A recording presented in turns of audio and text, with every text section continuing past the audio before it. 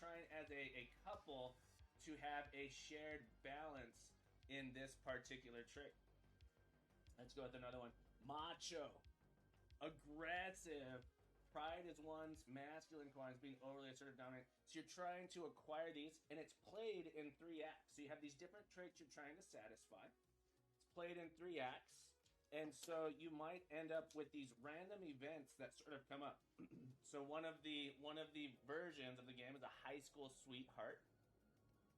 So in the high school sweetheart, you have some special rules on how it's set up, and then each person on your turn, these cards will get played, and there'll be some events, and then you both have to choose how you would handle this event. So ever since high school, you were a lovely couple in high school. Everybody thought you were a perfect match.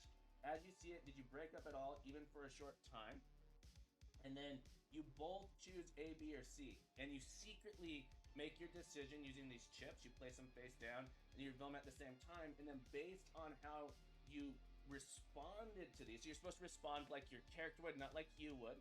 The way your character would respond, based on how well you match each other or don't match each other, you get points towards your love meter. Okay. Some of these things get a little bit risky. These are some of the better ones. These are the main plot points in the story. And so you have these cards coming out. Here are an example of some drama cards. Two separate parts. It seems like we're going to two separate parties tonight. I hope you have fun. And then you put down which one of these options you want. You get points in one of these categories based on which one you pick, and so you're trying to satisfy your goal.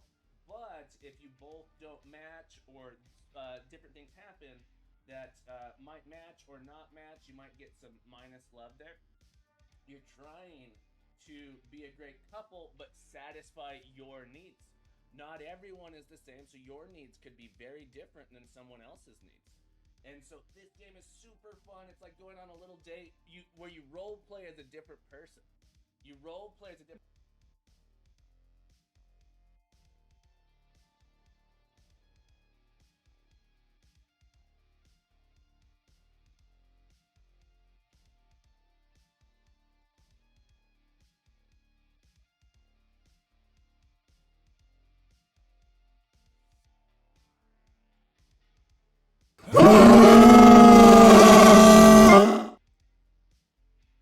Wait, could you hear stuff? Oh, wait. Oh, okay. I was listening to a stream and I forgot about that. That was a thing.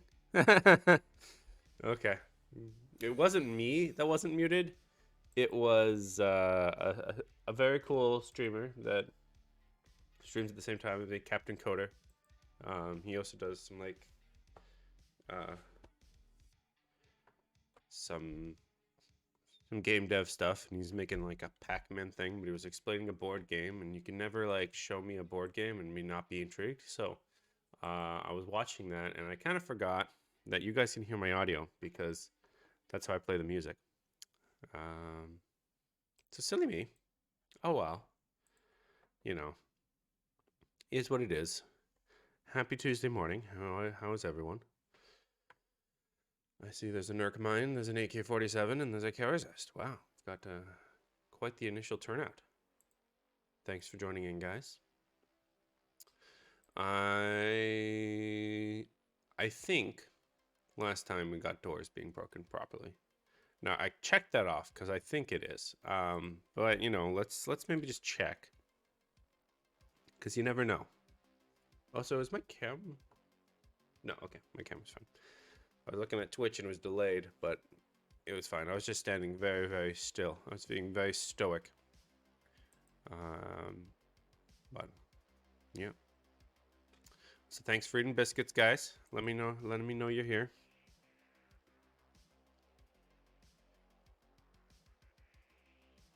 Yeah, yeah. Okay. My wife just texted me that yeah, you guys could hear exactly what I was listening to. That's a bit a little silly of me, but hey, this is what happens when you go live. Things happen. Okay. I'm loading the game.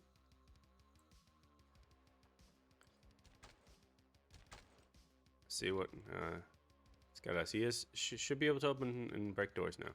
We'll see if he does it. But while I'm doing that as well, I did integrate some chat commands thanks to Nurkmind, who told me about Stream Elements. And I don't know why I never set that up, because it was so freaking easy to set up these things. So now I can go Discord. I know that's a fun one. It'll be fun maybe for you guys, just to know, like, hey, you want to know how long you followed me? You can go this. Obviously, it tells me that I'm not following me. If I could follow me, I would. But, you know, I don't think it allows me to. So, there's that. I think there's also, like, a commands that actually tells you all the other commands. No, maybe not. Are we smashing the door? Oh, I smashed the door. There we go. Good job, you.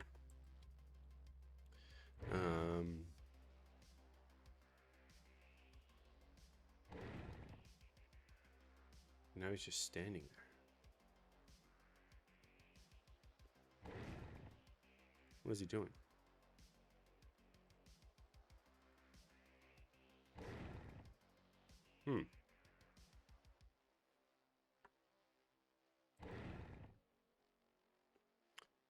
Wow, it's only been 28 days, Kara's asked. It's incredible. Feels like it's been longer. But you've just been such a regular. It's been great. I do have a doggo here. She's just deciding that she wants to sit on the ground and lick herself.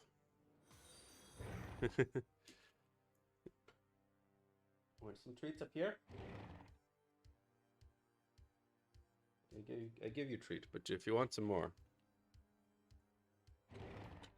Up. Go up. No. Up. No. Okay. Whatever. She's now sitting in the other bed. Okay, fine.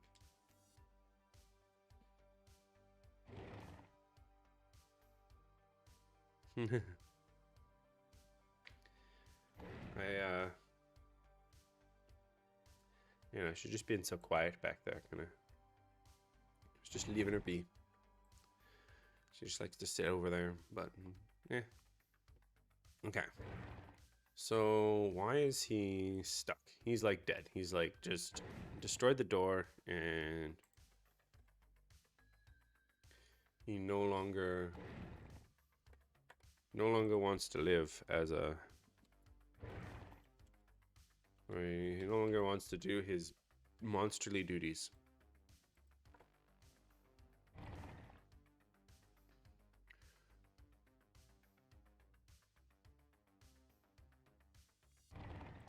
Okay.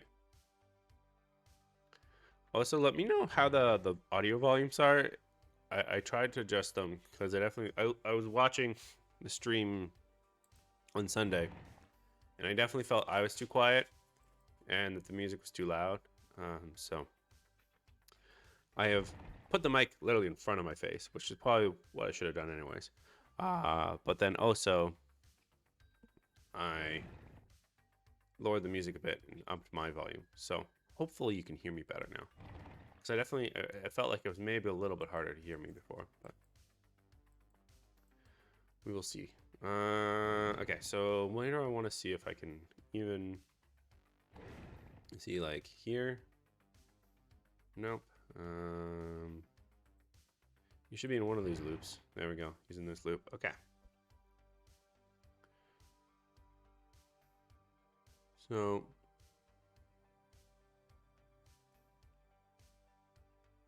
he sees this break. Okay, he's in this navigation point. So this is negative 88, and then where is this? He's pretty damn close to it. Okay. Stopping distance.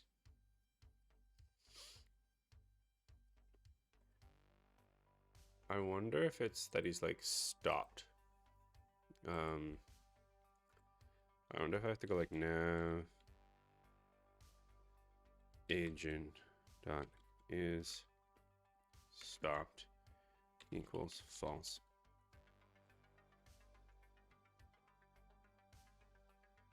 No, he's not actually stopped. Okay. So what's happening here? Oops. What is...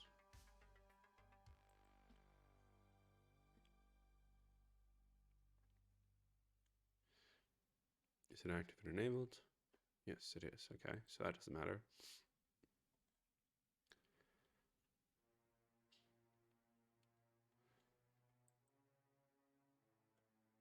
So he's never getting close enough because he's not moving.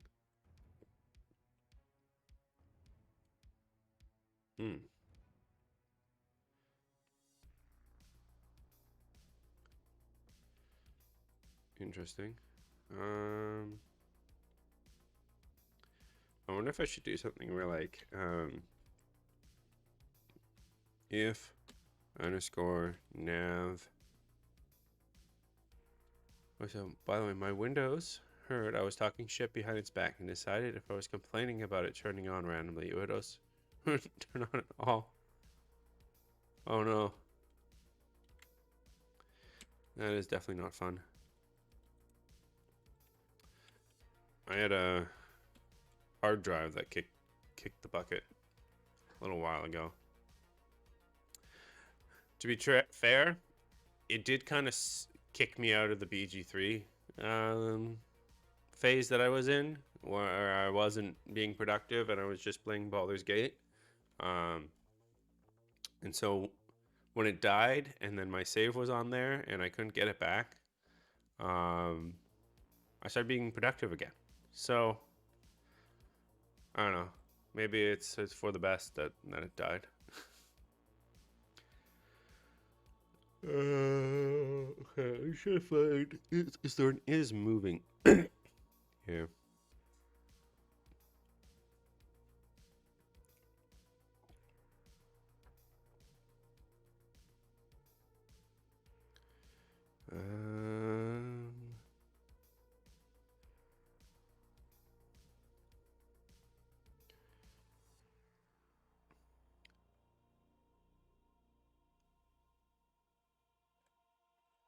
No.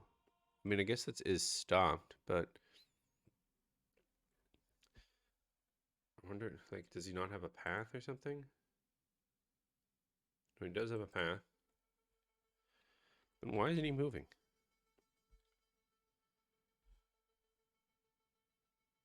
Where is his destination?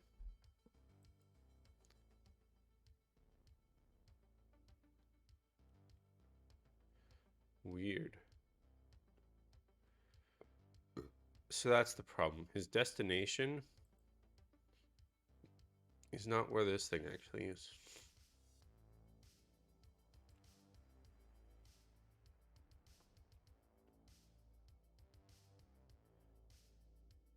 Which is very strange.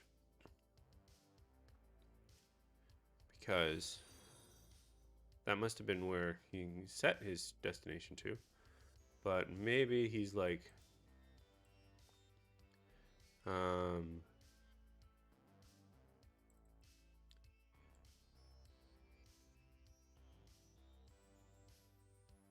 I have not yet, AK. It's hard. Okay, so the problem is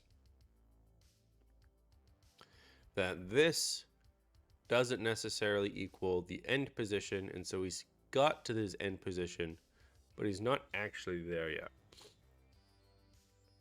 Now,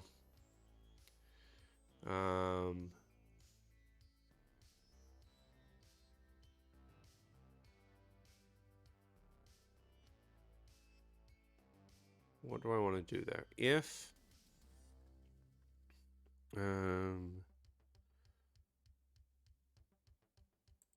Remaining distance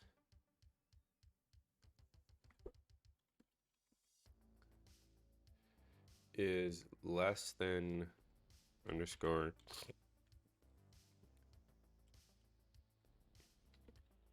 stopping distance. Maybe I try setting the position again.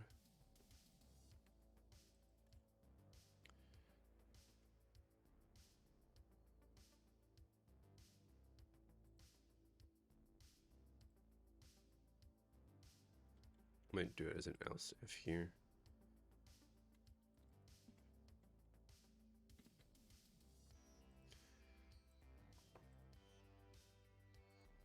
Okay.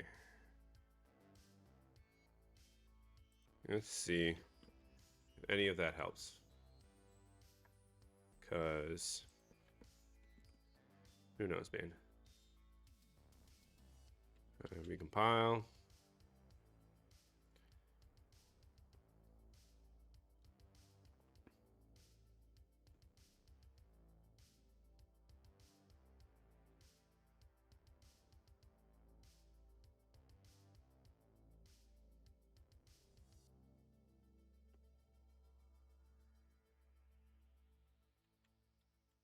Play.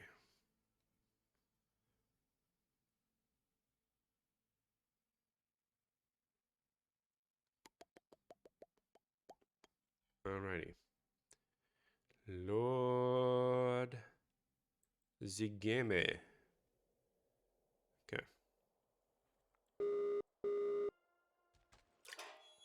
I guess I should keep this closed just to imitate that last issue. I'm gonna also turn off some of these. Please don't lag the whole Unity though. I don't know why. Clicking on these things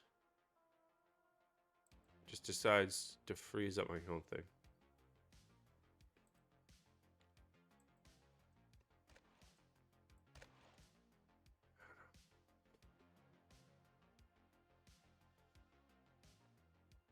Oh, actually, one second.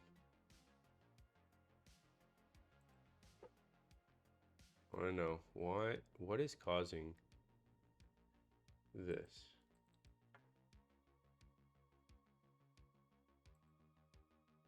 Click away.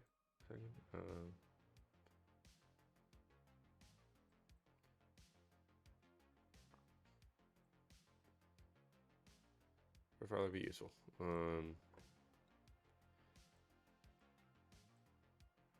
Right, so there's a big spike here.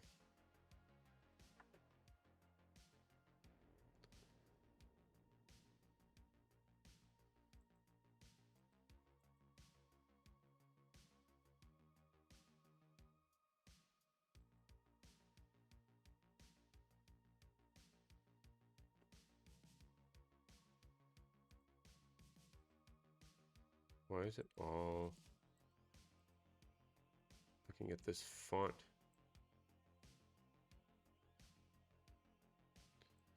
What does this font have to do with anything?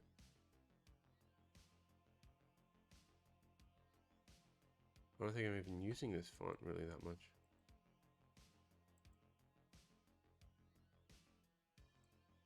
Or maybe I don't know. This is the font that's here.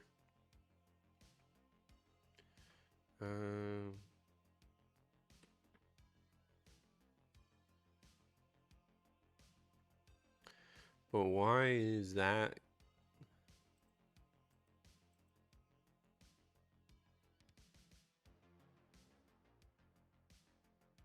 It's just an editor loop of that when I click on some things randomly. All right. That's weird. Because if I click on other things, it doesn't focus on that.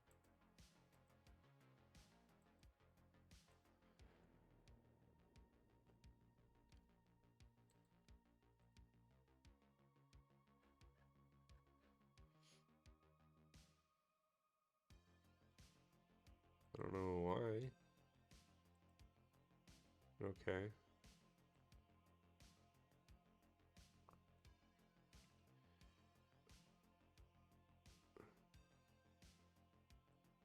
actually isn't as well. The whole spike here.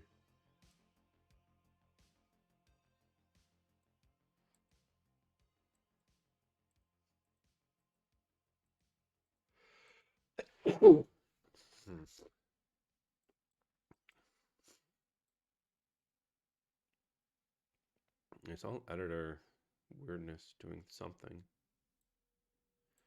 It's just so annoying because like it literally lags my whole computer so much.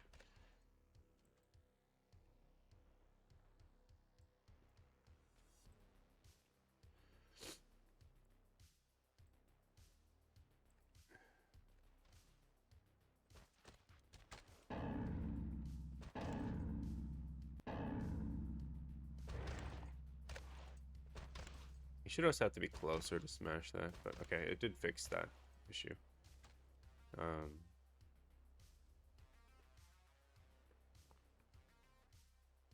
Okay. So what was I doing? No, deleted that part.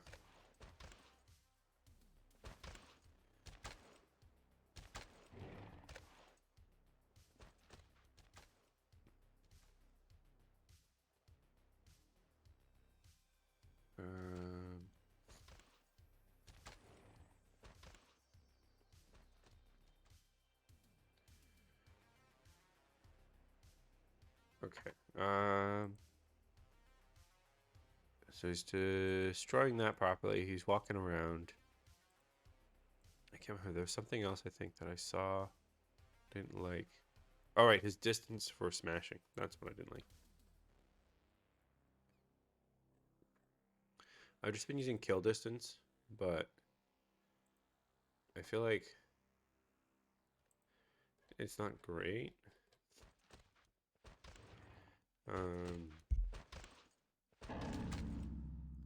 Oh, he's gonna see me in a second. Oh no. Oh no, no, no. Oh no. Ah. There we go. Oh well. Close the door just in time for him to smash me through it and then kill me.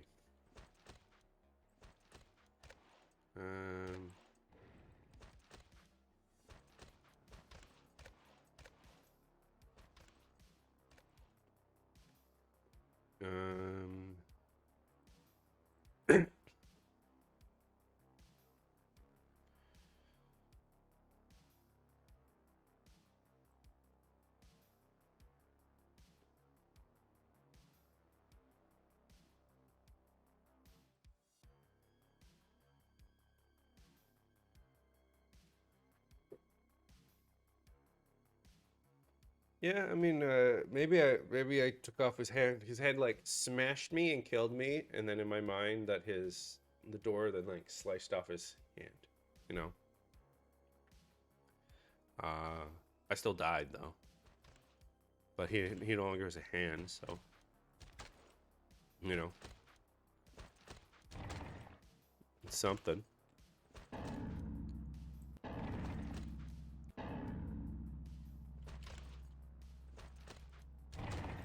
I'm gonna make like I feel like 2 is pretty small. I think I upped smash kill distance in the other area, so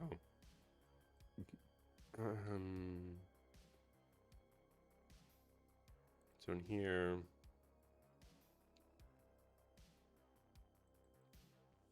do that, and then this one let me just find the one use case of it.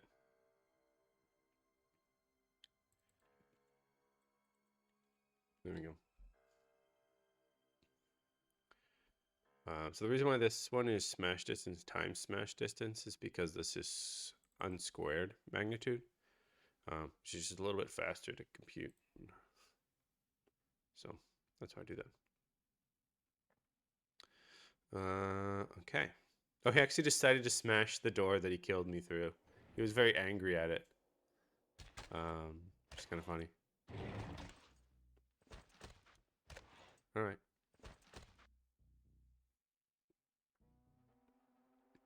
So let's recompile. And then let me just start playing. I haven't been drinking my coffee. I need to drink my coffee because it's not that great when it's cold. It's just fancy coffee. It's better when it's hot.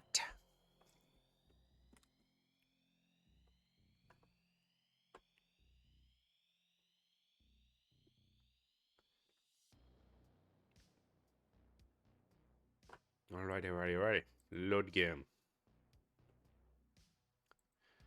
Alright, so.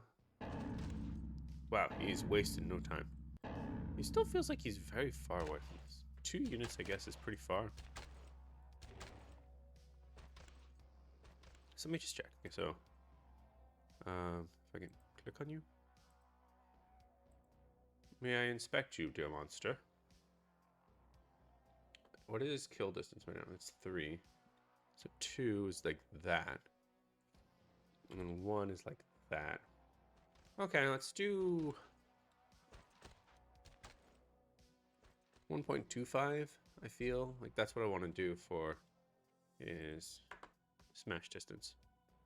So he has to get a little bit closer. I don't know. I mean, it's unlikely something that the player is going to see that well. Or most of the time. But there are certain like edge cases where you could see it. So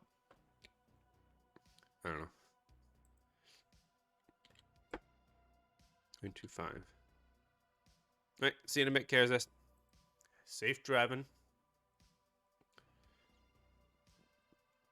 Okay, 1.25. Yeah, okay. So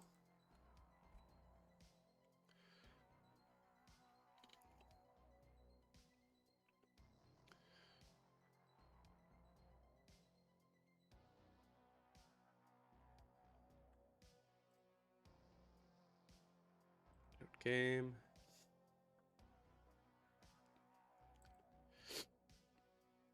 Okay. So while he does that, I'm also just gonna click on him.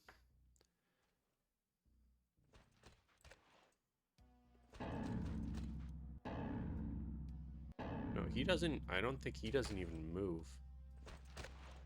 Did I use like the wrong? Yeah. Oh wait, no. While remaining distance is greater than smash distance.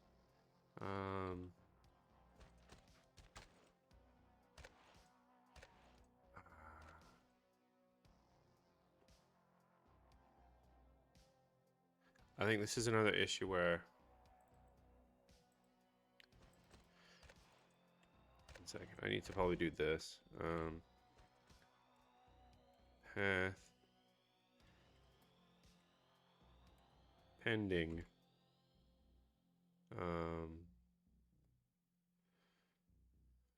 Or that. What I think is happening is I'm setting the destination, but he's not actually gotten that up yet. And so then he's instantly thinking, oh, I'm close enough because I'm close enough to my last one. I think that's what's happening.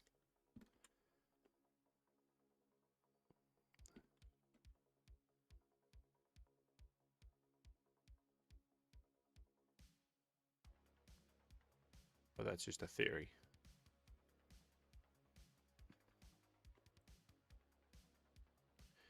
Load game.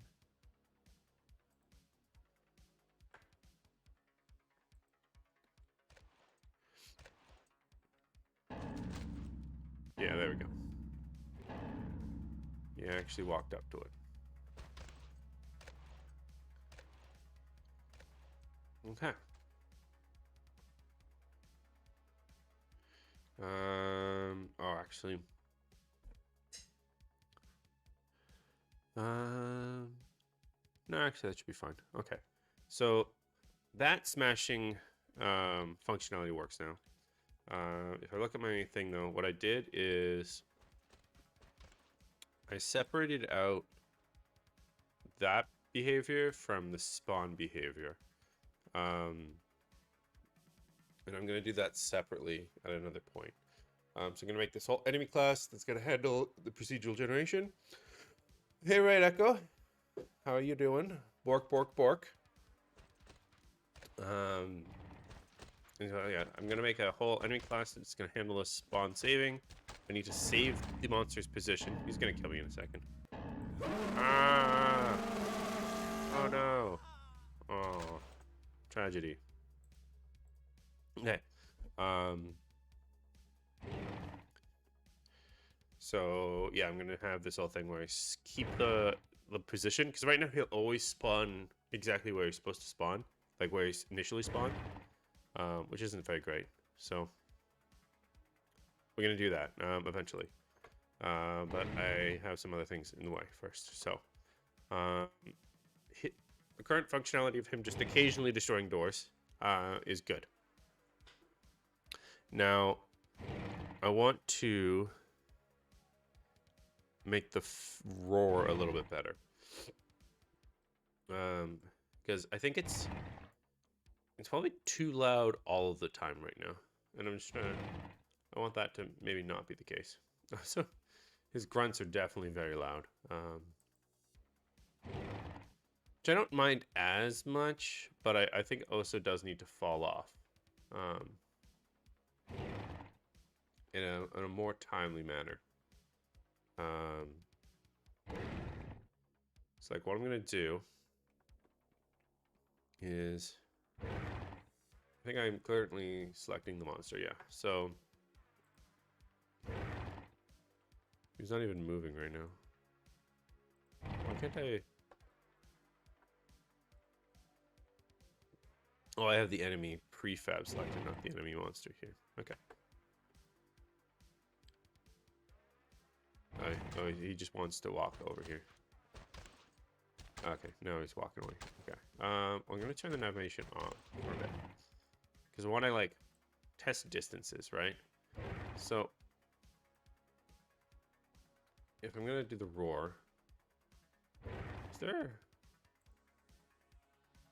I can't like force play this, can I?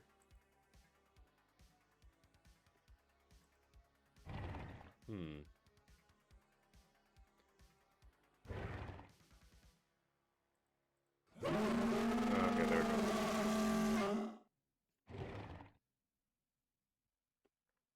I was feeling better, Ed, but now I have like another like. I had like a small sore throat in the morning last night, so I'm hoping I'm not getting another cold. But we'll see. Okay, so this is the current setup of the roar. I feel is definitely too crazy. I think like 5 and then like 30 should maybe be more like how this works. So let's just, so that's if he's far away, and then if he's like right near your face, yeah. But then yeah, if he's farther away, so like he's at the other side of the room, obviously I still need to have him hear you. Like you still need to be able to hear him, but yeah, definitely still hear that, but you can tell that it's farther away. Okay. The 5 and 30 I think is good. Like my longest rooms are about that long. And I don't think he can actually see you from farther than that, right? Like yeah, sight distance is this, right? So that's way better. So I'm gonna go into this one and go 5 and 30.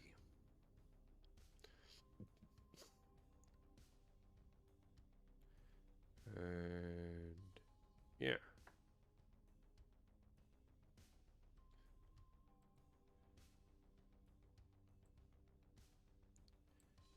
Okay.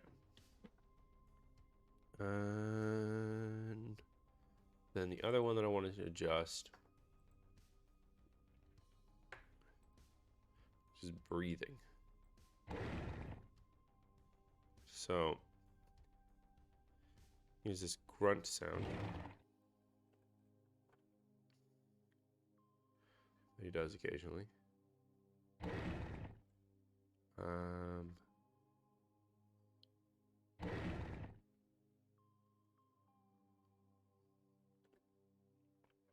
I wonder if this one's just like a pure volume thing. Like, I feel like it's just too loud, generally.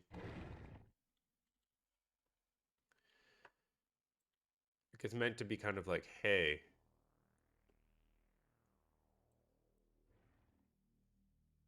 Yeah, you can very barely hear that when it's farther away now.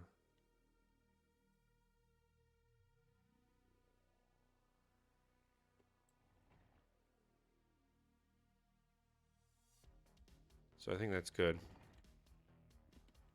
Yeah,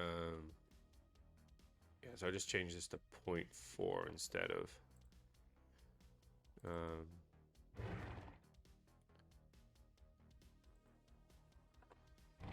Wait, how do I spawn these in?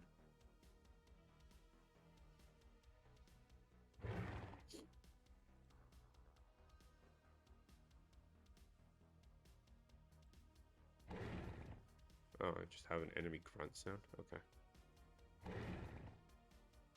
Yeah, let's make this 0.4. And then his step sound, I'm not sure how I want to deal with. I'm not fully happy with it right now anyways. I think that the logic to set that, like,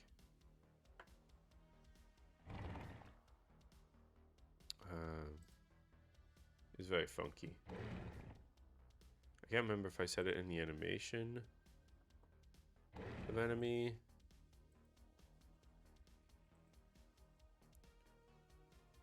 No. There's some like really weird functionality that I have to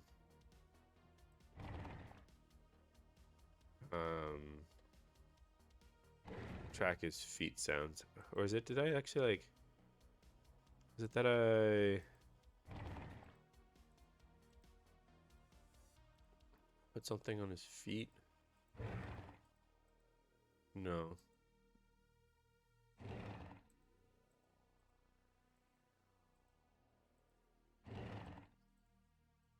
No. I thought I put something like.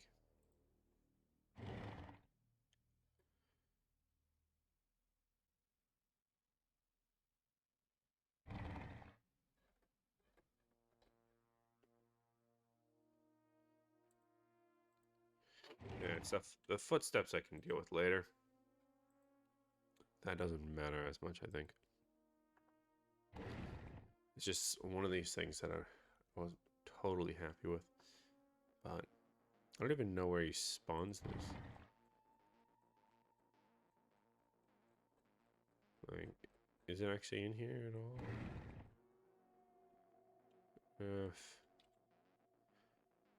all? Audio source. There's only this one reference.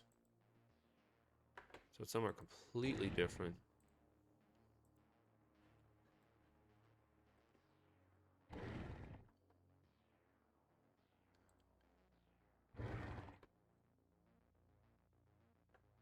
Yeah, I have no idea how he actually does that. I don't even know where he does the grunting sound. I guess. No, I guess right now. Yeah, I don't even know how he does the grunting sound.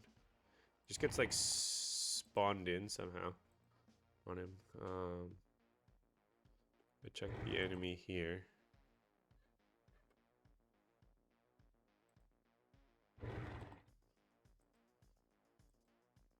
Yeah, I have no idea how this plays.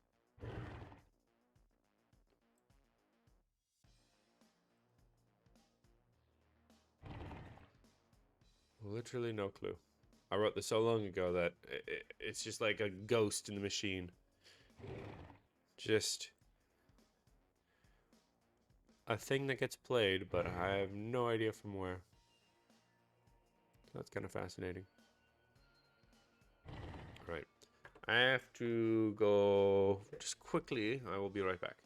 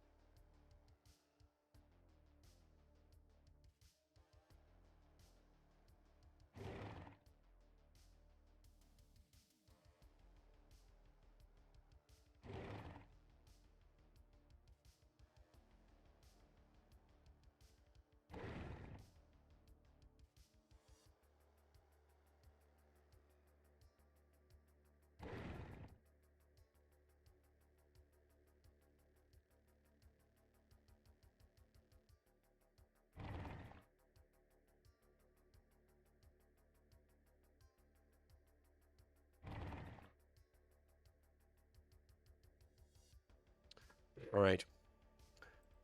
I hope you've enjoyed the soothing sounds of music accompanied by monster breathing. I'm sure it's very relaxing. Wait, let's go. There we go. Now I get a doggo. Okay.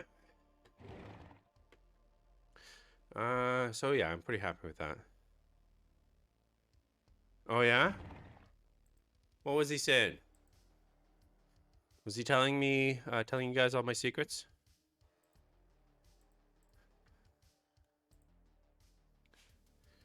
That sneaky little monster, you. Always, letting off the hot gossip.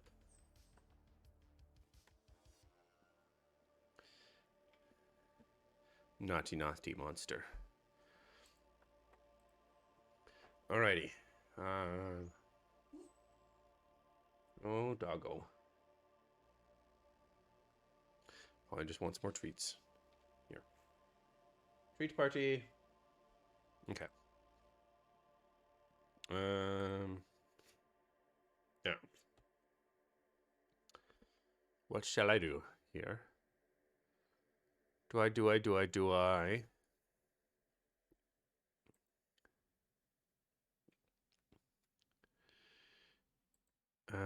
I cross out my thing. I did the monster joints. Okay, it's done. It's good. Okay, so that's actually done. Next up is this. So there's an annoying bug that I'm pretty sure I know the cause of, but it annoys me during testing because I need to save and load quickly and have that work. And if that doesn't save and load properly, then it's an issue. So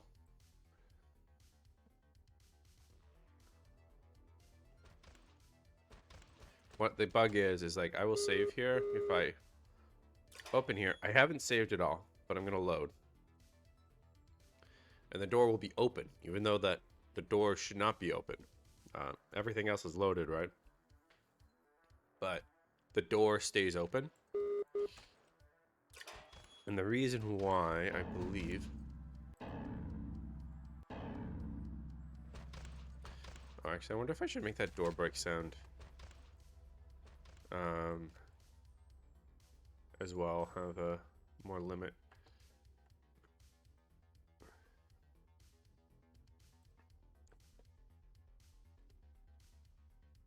Let's just check what its settings are. Oh yeah, that should definitely be changed. So let's change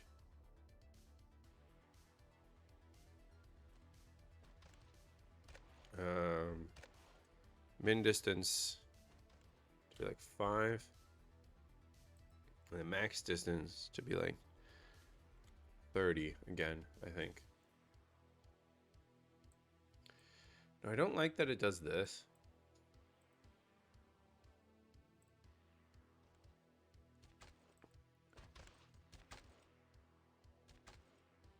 I'd much rather do something like that, but okay, let's see how that custom roll off looks or feels. So if I go play on awake, still sounds pretty loud there. I like walk away further.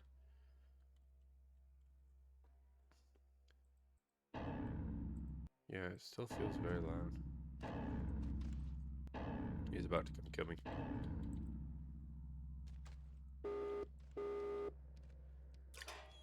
Okay.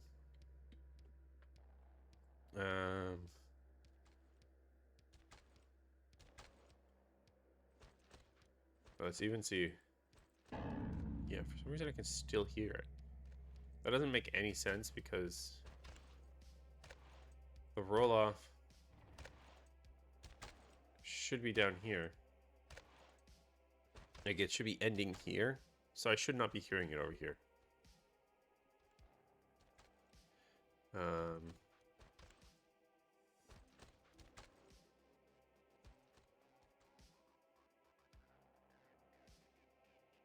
oh, it's because it's a 2D sound. Well, okay. Yeah, okay. So I don't hear it at all, which is fine. Okay. Oh, he's coming through and killing me. Okay. Let's just reload.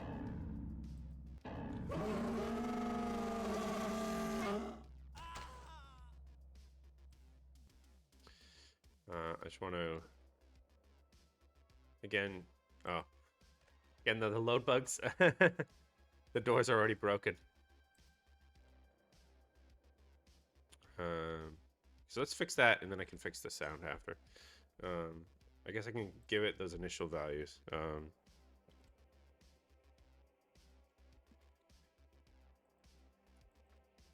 I'll change it after if I don't like it.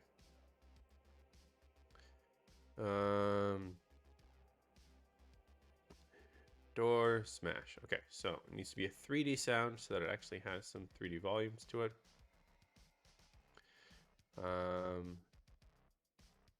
I think I like the curve with custom. We're gonna get the max to be, again, we'll say 45 is the max on this one, so that you can kind of hear them from farther away. We'll see how that sounds, and then save that. Okay. Now, meow. Meow now. All right, so there's this. Okay. I think the thing that's happening here is in Save Manager. What I'm doing when I load is I'm taking in a save data and then I'm unloading. And the problem with this unload is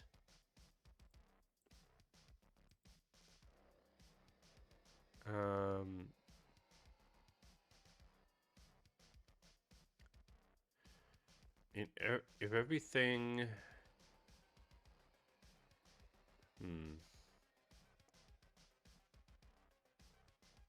pop-up screens, push loading screen. I thought there was something in here when, yeah, when does this get called?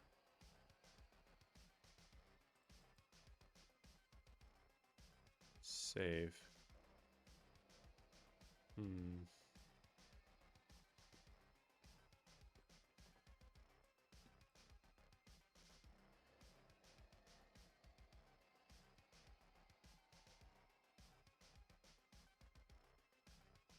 Clear level.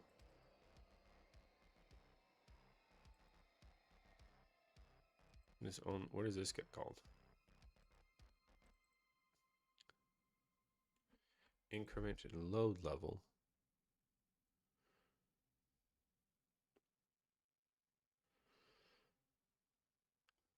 Right, okay.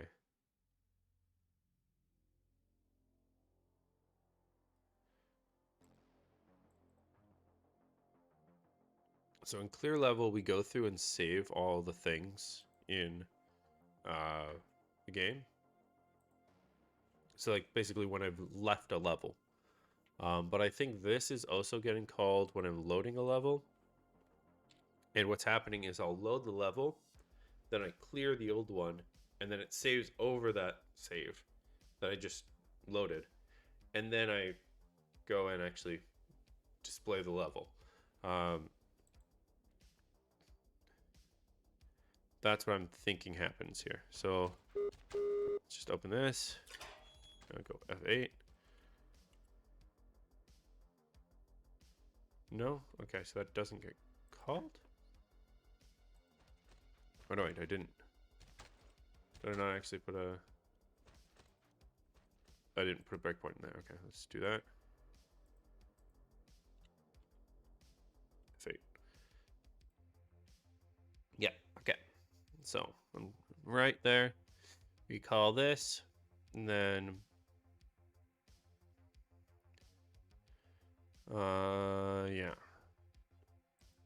So in load,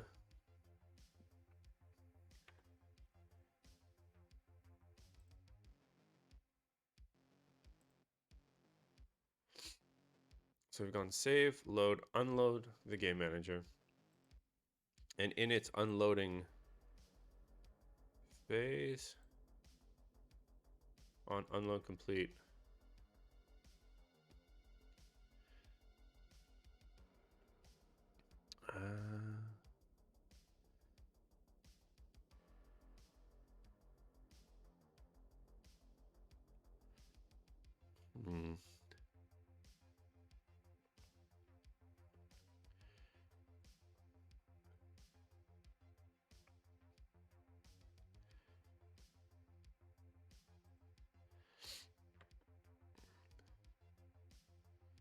right? Okay, so unload.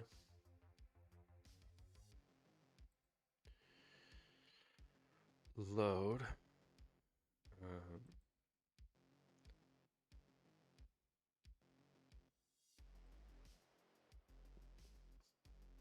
Current entry type. And that's when it calls clear level. Now, clear level then goes into all the level managers and does this. Okay.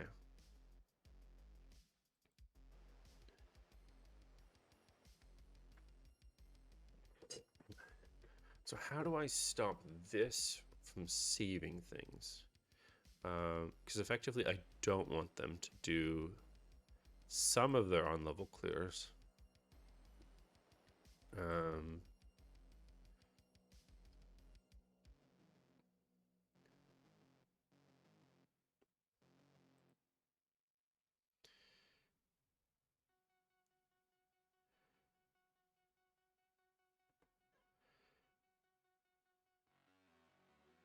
This is even before, yeah, this is before I've cleared it, so Level Manager Hub still exists.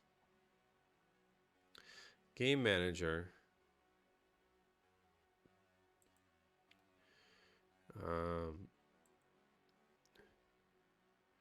Is loading data right now.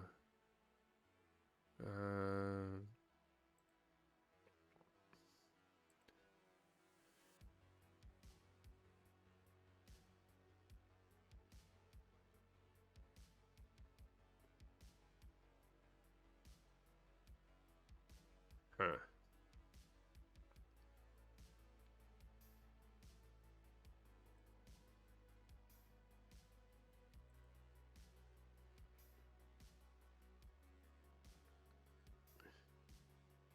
Right, so this is called, and then this is the hub loading. Loading, and so this is actually now a new game manager hub, but the old level has not been cleared yet. So maybe what I should do is have a similar thing.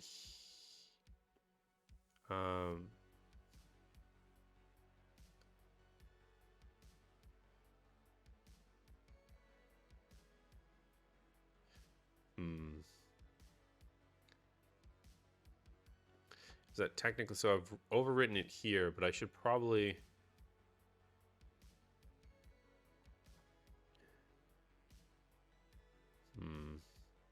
so there's a couple issues here.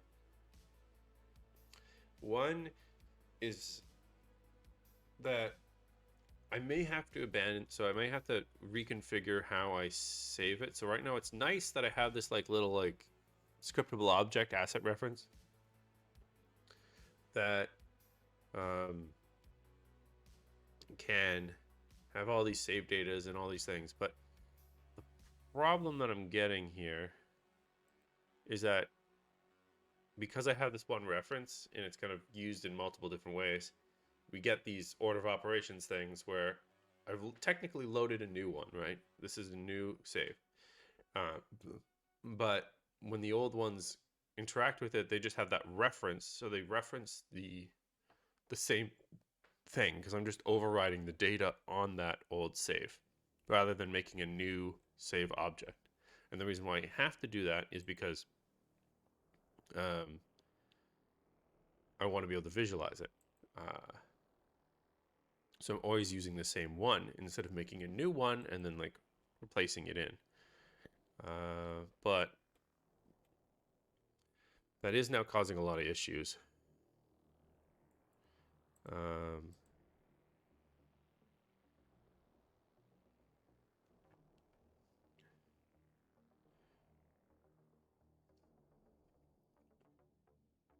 So what I want to do, how do I do this? How do I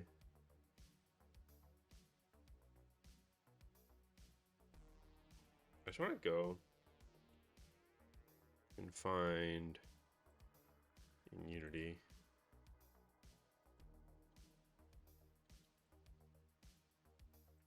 I'm going to check. Can this take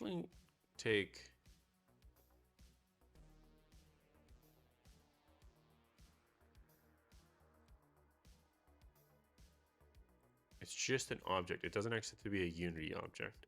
Okay. Because what I'm thinking that I can do that would still, I think, satisfy my desire to have something visual, but would also handle this is basically want to make a save data holder, which is a scriptable object, and then save data as like just a pure serializable class. And then I can load a new save, completely different save, and then just apply that save to the new one.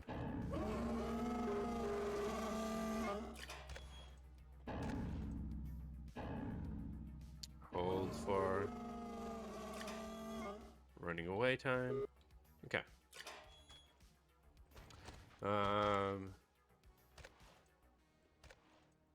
And yeah, I think that's probably what I want to do. It might not even still fix this issue. Because I think, oh, yeah, I guess it's not going to fix this issue because it's still going to reference the current save data when we're like saving things. So it might not even be worth it in that case. It's just purely a unloading issue. Although actually in that case, I do actually have this. So if I do all the unloading first, then I can kind of get around that a little bit. Although the loading part, it was from load calling into this basically, because there's game map manager, which then increments and calls clear level, which has a save data.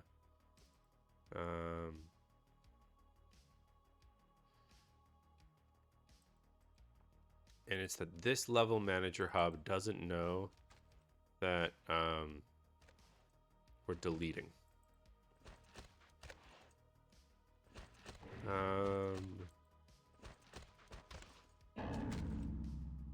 He's gonna kill me. It's fine. Yeah, I died. It's okay. We died off screen. It doesn't count, right? You know, whenever we die off screen, it just doesn't count. You heard a scream, but that was just faked. It's for the audience. Builds up the tension. You know, we'll come back. Don't you worry. He'll be back. He isn't dead yet. He died off screen. It's all smoke and mirrors. Okay. So my next thought is, when instead of clear level, I should probably have maybe a bool.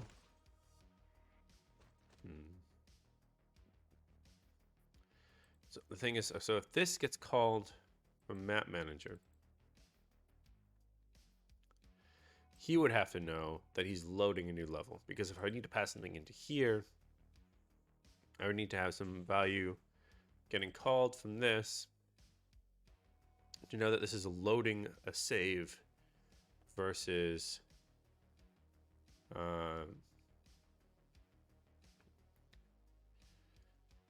the other ways, which I think it's possible, right? This is literally a load method. What are the two references here?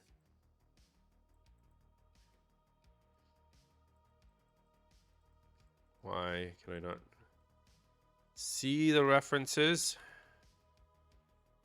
Okay. So load data.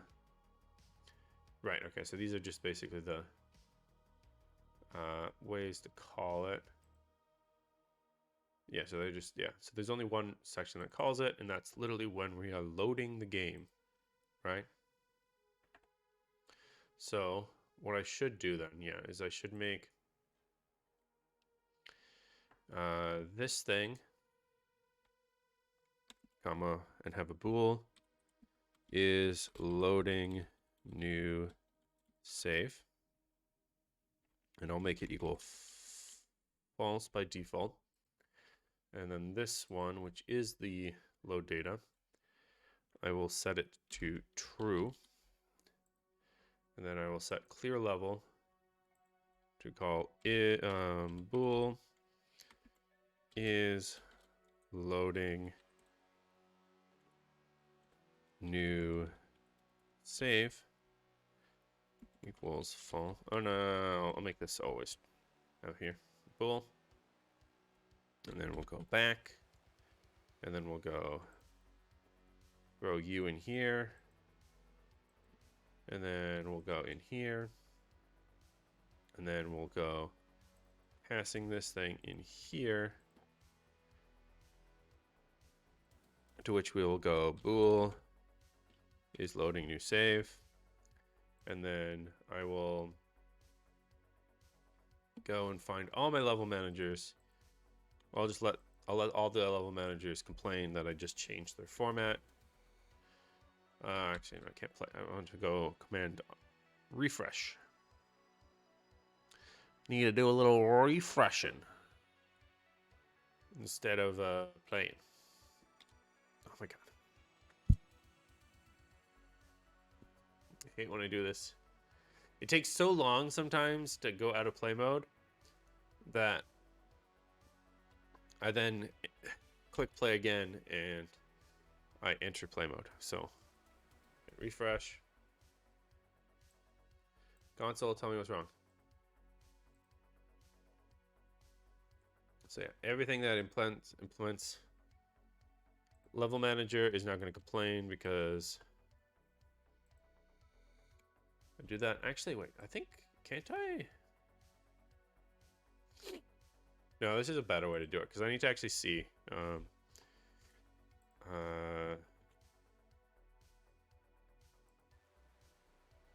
I need to actually see if each individual one needs to do anything. So this one obviously doesn't even do anything there, so it doesn't matter.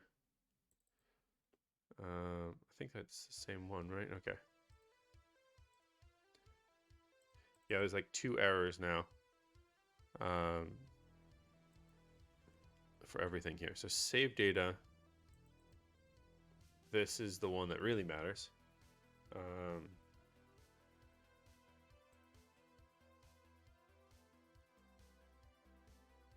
So basically, what I want to do here is, if not loading new save, I will save the data.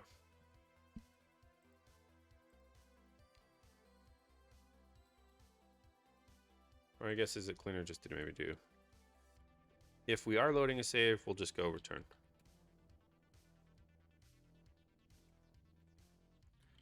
Don't save if loading new save. There we go. Nice and fancy. All right. Now let's keep going down the list. Morse decoder. Yeah, this thing doesn't care.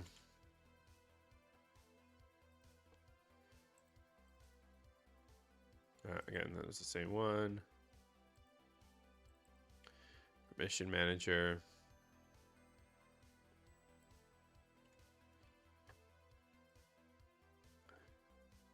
Spawning manager.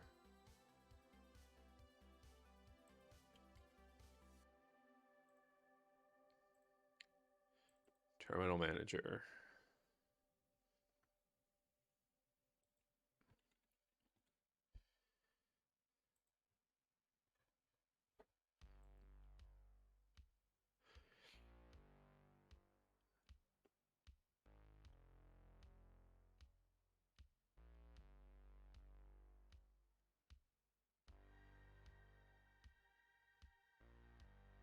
Okay. So yeah, all of them are gone now. And so hopefully this should get rid of my annoying little error here.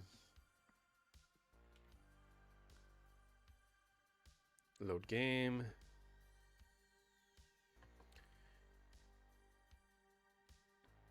And then, so yeah, I will open this door. Then reload.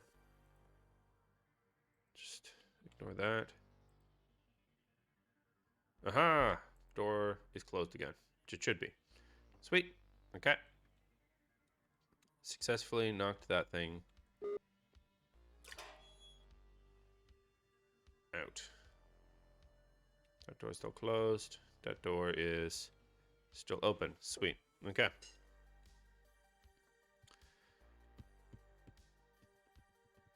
Okay. So, knocking things off. Okay. Now, let's pick the next thing. I could go in order, but I've been doing the monster for so long. I just want a little bit of a change, I think.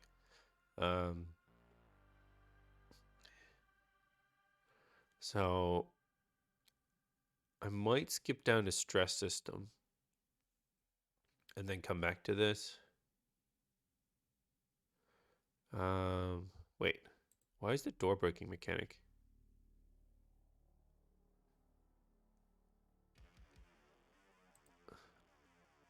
I already did that in the monster. All these things are already done. I mean, I guess not the instant door break, but that's in a different thing now.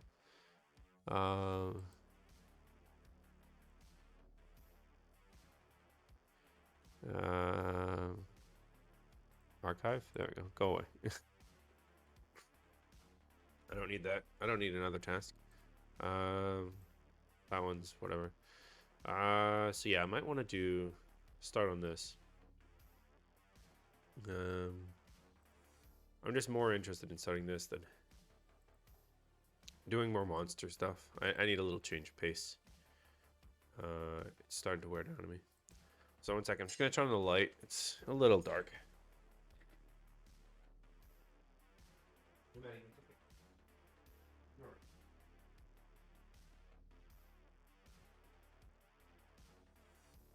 Alrighty. Alrighty. So, yeah, I think I'm gonna start this.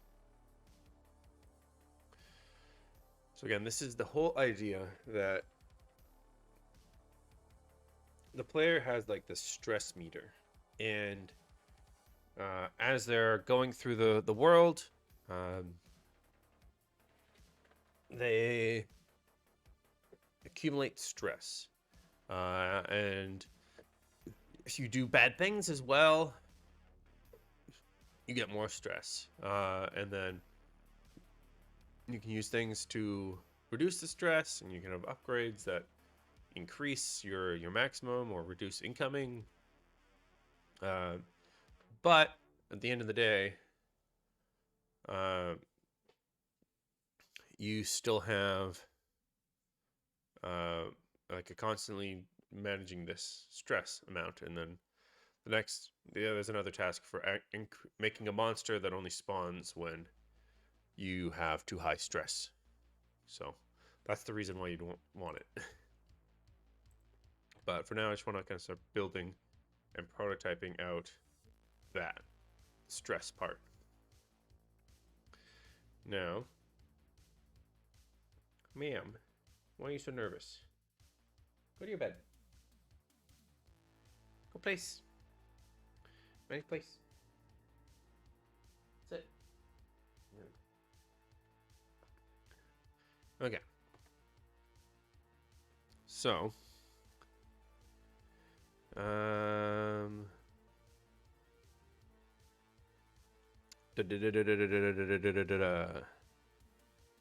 am going to make a new script in the manager section.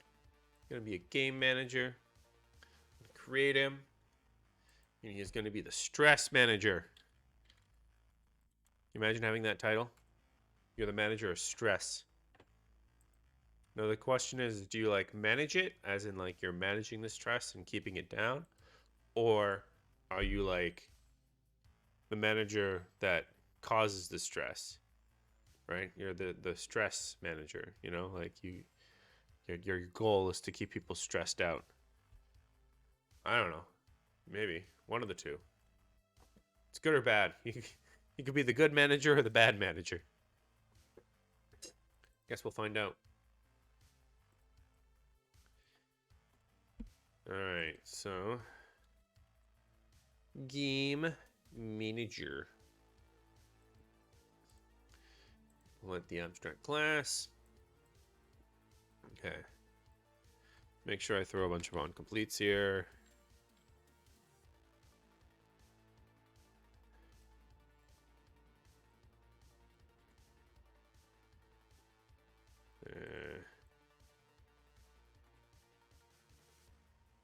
Okay. So then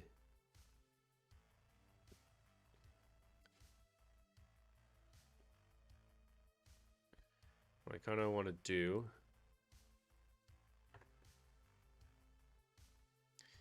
is add a public int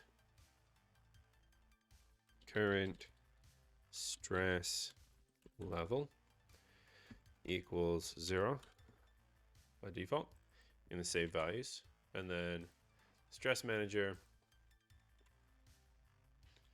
will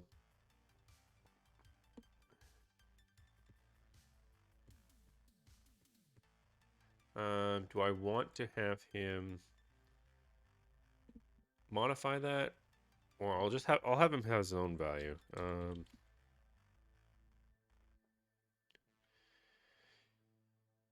And I'll probably even make it a property.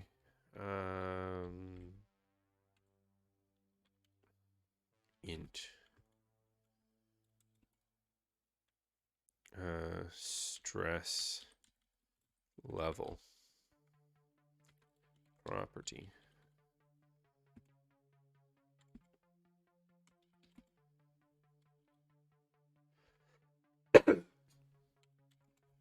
So it's 0. We send only. Can I set the? I can set the binding name here. Okay. How's it going, Dark Mind?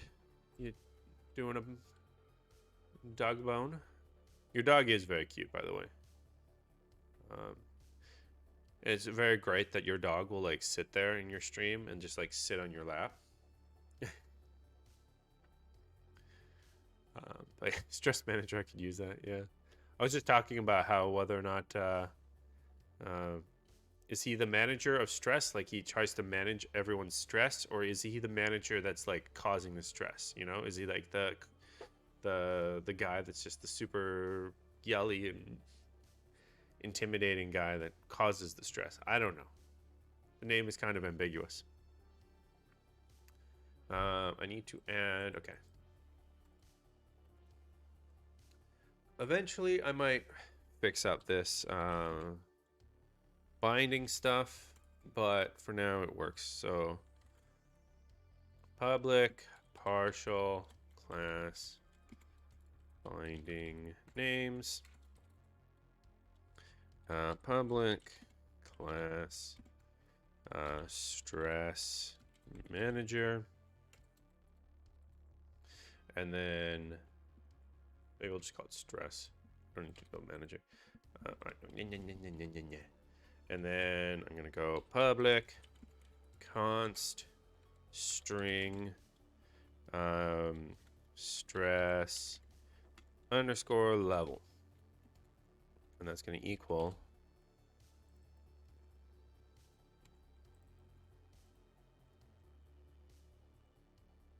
that. So this is gonna be a global binding. So I do need to be making sure that nobody calls this, there's no overlap. There can't be any overlap in that name. Binding names dot stress level. But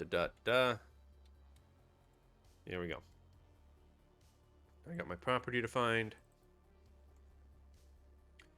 And then when we load data, I want to go dot value equals save data dot current stress level. And then when we save, we will do the opposite. Save data dot current stress level equals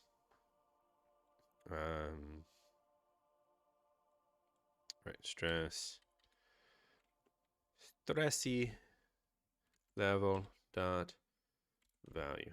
Okay. Does both. No. Manages the up and downs. Yeah. If you're not stressed enough, he stresses you a bit, but if you're too stressed, he balances you out. Got to keep the appropriate level of stress, right? Obviously, like no stress is kind of like unproductive in a sense. You know, if you're not stressed at all, probably means you're just relaxing and not doing anything, which is fine in periods, but not indefinitely. Yeah. Okay. Now, the other things, I'm going to need another property here, which is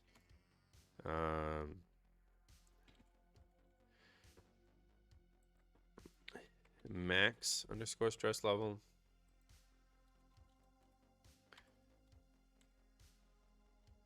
Actually, yeah, I forgot. Normally what I do here is I make a private const string prefix.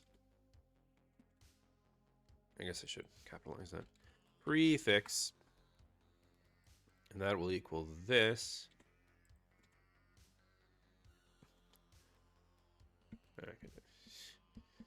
Can I do this? Yeah, okay. And then this will just be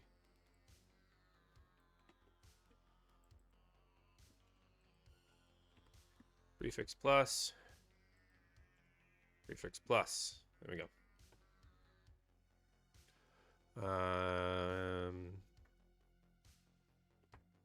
Okay, and so max will be defined somewhere else.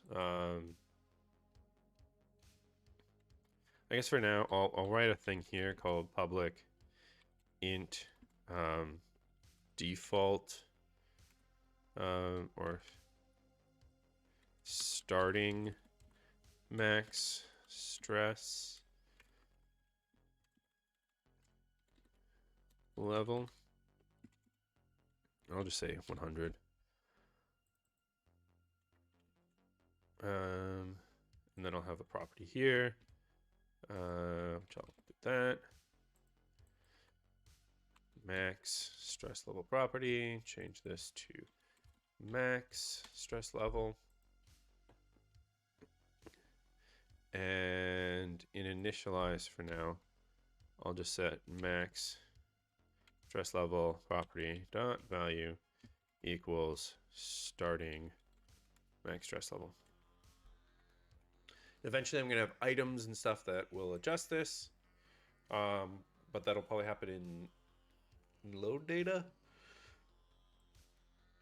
because I need to make sure that Inventory Manager has loaded its data first, in which initialize happens before all load datas happen. So we'll have to do it there.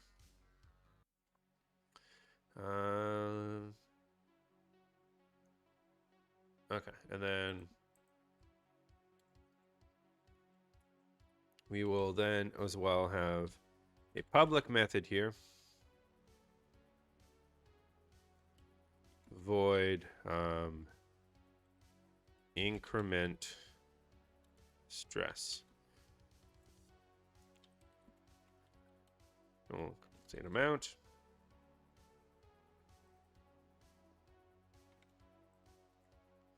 And we'll go say stress level value equals math f dot min between stress level property dot value plus the amount. Actually, no, I need to do a clamp here. Clamp. So plus the amount, because if you can go negative, right? If amount is negative, it should be doing that. So 0 is your minimum, and then max stress level property dot value is the maximum. So we'll increase it if it can't go below 0 and it can't go above max stress level. That's the limitations there.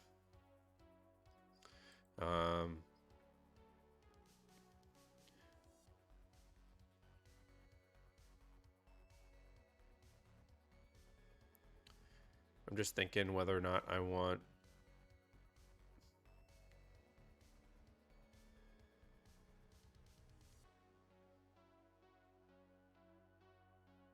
to do something else here.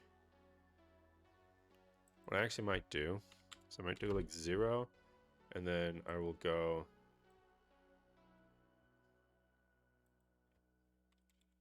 increment stress by the amount there. And so then later on here, I might do handle stress break points. Because the idea is at like 50%, that's when the monster starts showing up. And then like 75%, the monster is more aggressive. And then like 100%, the monster just like always is chasing you.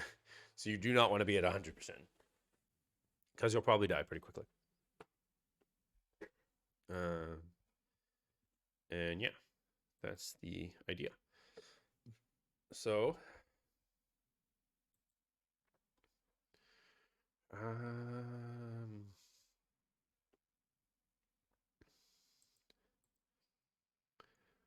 da da da da da da da da da da da da. The music stop? Yeah, it has stopped. Okay. Let's get some different music out here. All right.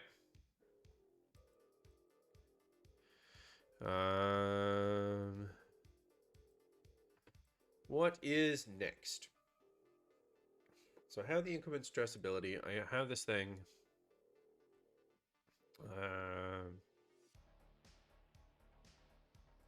Game manager. I just want to check. Is there? There is an on level loaded. Okay.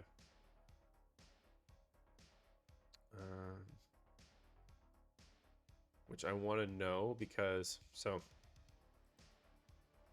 each level, I assume like so. When I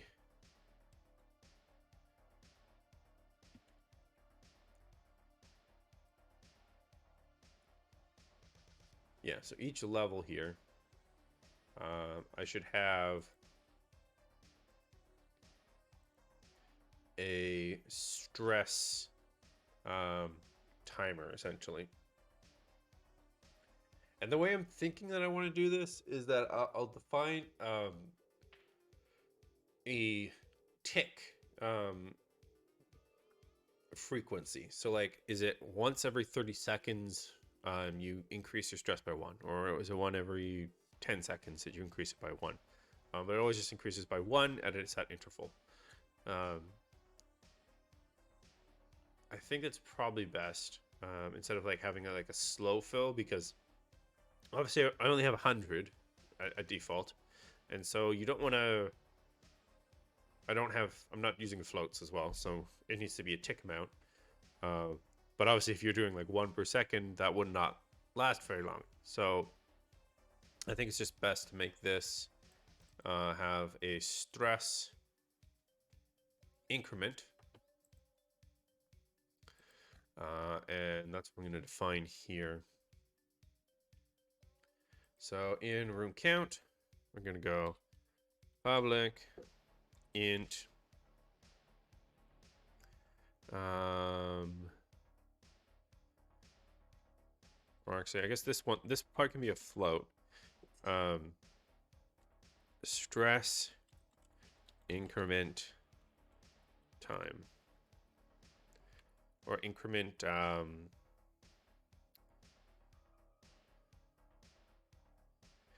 what's the name for the space in between? All right, so it's the stress increment. It's not delay.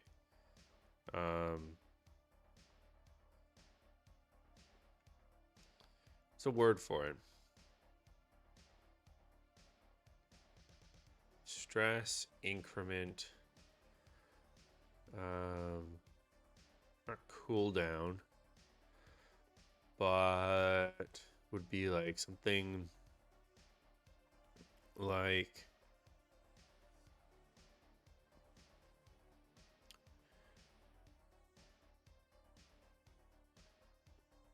interval. That's what I wanted. Increment interval. That's my word.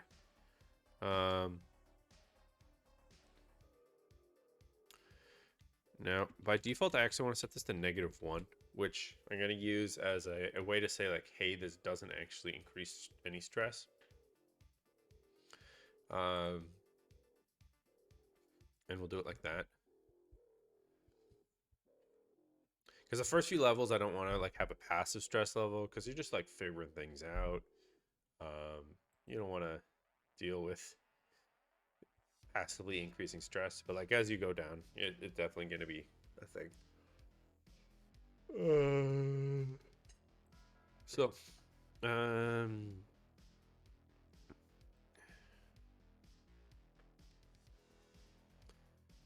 okay, and so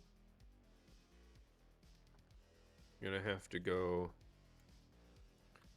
override on level loaded. I'll make a private variable for this. Private float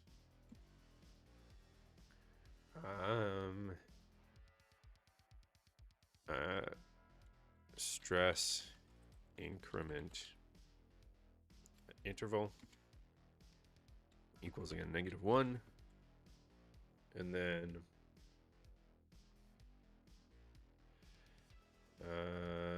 yeah, so in here we're gonna go map game map manager dot instance dot current level. Yeah, I'm just gonna do a null check here because current level can be null. So if level does not equal null, then we are going to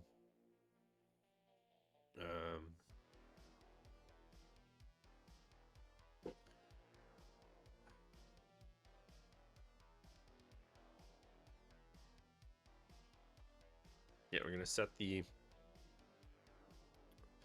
stress increment to be equal to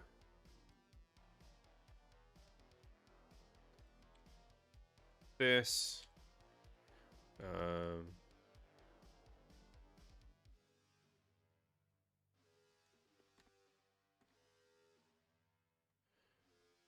Oh wait, no, this is the save data. This isn't the gen data.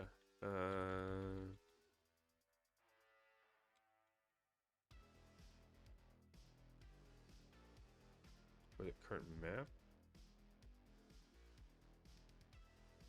No, it's the save data.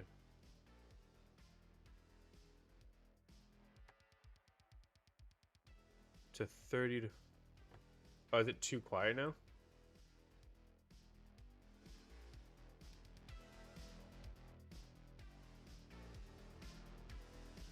Is that better? Can you hear it, but like still hear me more? That's the main balancing act I got here. Before it was way too loud, and I wasn't very loud at all, so... Okay, cool. Yeah, it's a constant balancing act.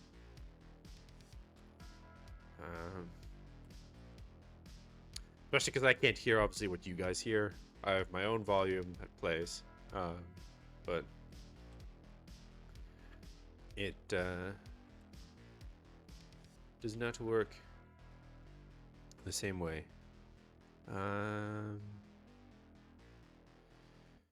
Right, okay, so...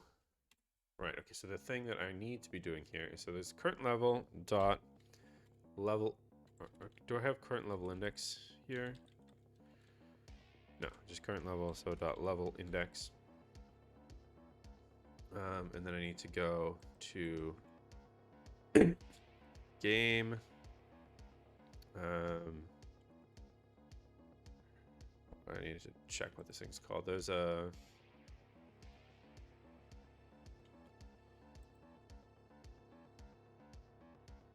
And it's loading screen. Where do I find the save data?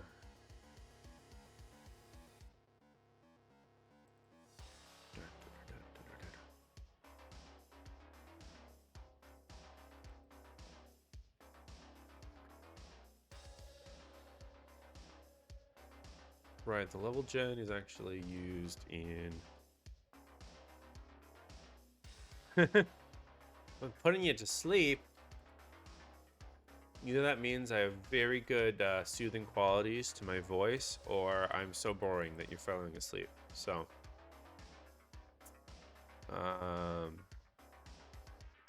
hopefully the first.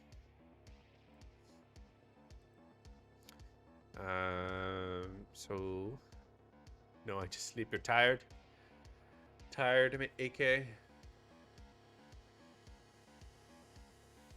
guess I mean, it's gotta be fairly late there now. I imagine it's like in the evening.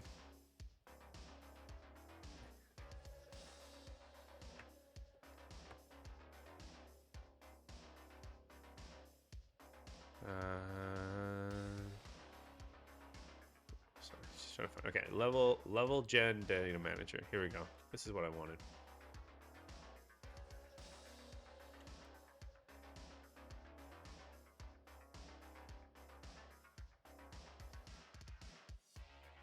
All right. Okay. So this is what I need to do. I need to go to stress manager. Dot level gen set dot get. Or no, level gens data. Okay. Dot get closest.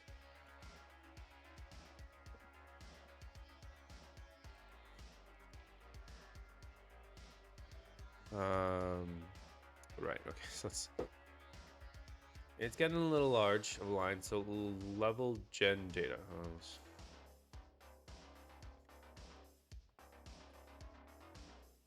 Var level data equals that, and then give me the explicit here. Yeah, there we go. Okay. Then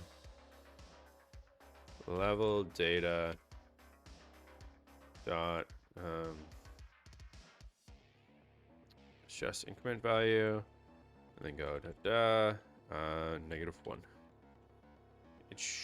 It's basically it's pretty much impossible that will be null, but we'll just handle it gracefully. And then else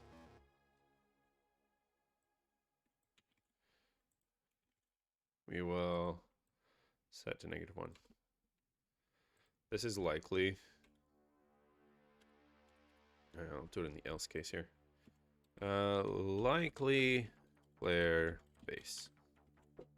Because the player base doesn't have a level data associated to it. Okay.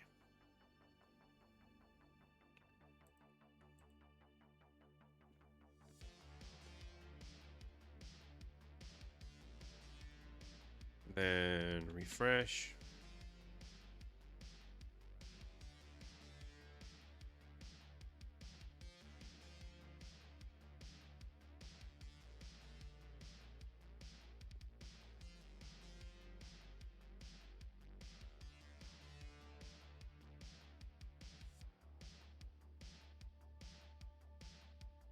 Okay. Right. Okay. So I mean, it doesn't really do anything. Then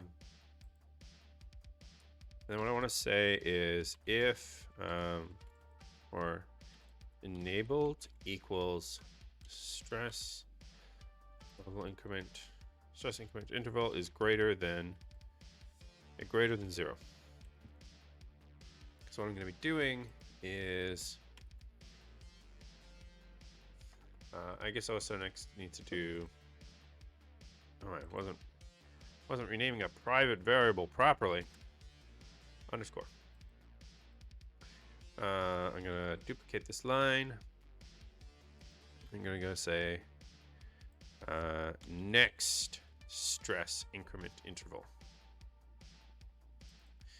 and when we set this here, we're gonna say next stress increment interval equals to underscore stress increment interval. I think that's probably the most fair way to do it. So as soon as you load the level, it'll set that, and then we'll do it like that.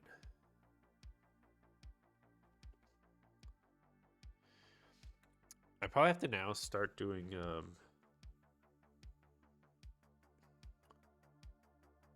I can't do delta time here.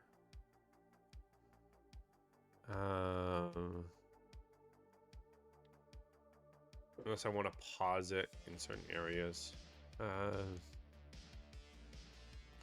Which I might want to start doing.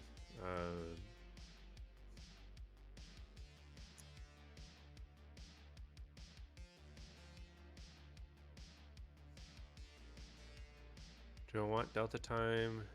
I probably do. Or like, I want to maybe make another a thing that pauses the game, and then that would be the way to do all these things. Because I should probably make as well, like when I'm loading, for example, loading screen, like when this thing pushes and pops, it should probably be pausing the game. It should be setting the speed to 0. I don't see why I would not want to do that.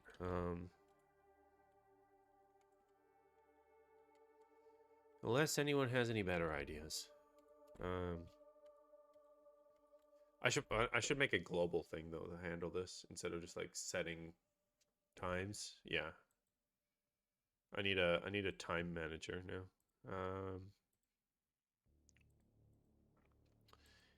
Question is, do I make the time manager a game manager or a persistent manager? So do I want the concept that I can freeze time to exist outside of a loaded game state? I think probably no, and the reason why I want to make it a game manager is because then when I load out of a game, I can actually dispose of any time changes it's made and reset things. I think that's probably smarter than otherwise, but in either case, load manager, loading can happen before the game manager has even existed. So I guess I have to make it a persistent manager. Okay.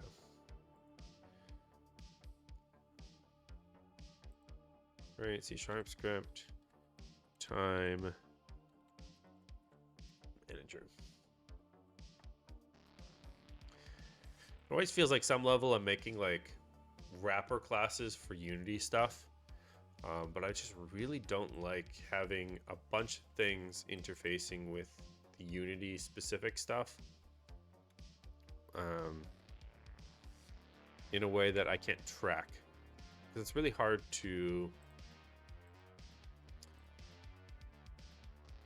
debug things that call directly into Unity, right? Because you have to then go like Command Shift F, find every single use case of this thing, and then look at those. Versus if you make a manager that wraps these things, then you can actually just like look at the manager code, debug log, debug break log the thing there, right? And it just works. It's nice. So that's kind of what I'm doing.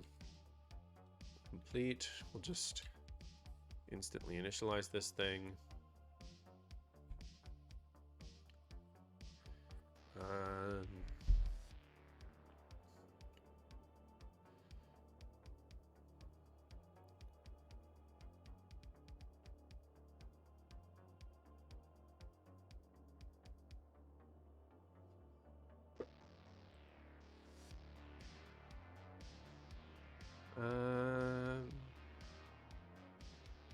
I don't know, Narc, if you're still around. I know you're saying earlier about when your stream yesterday, not I guess yesterday, not earlier.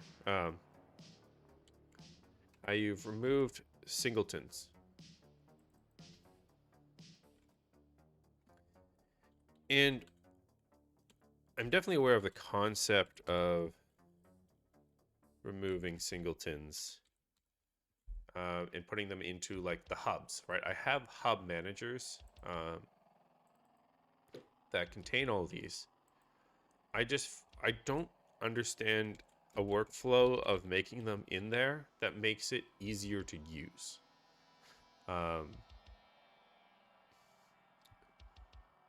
That's the main thing that I'm coming across, is that like this, just setting them like, hey, instance, private set it like that, it's done. This is only going to call once. There's only going to be one of them at a time.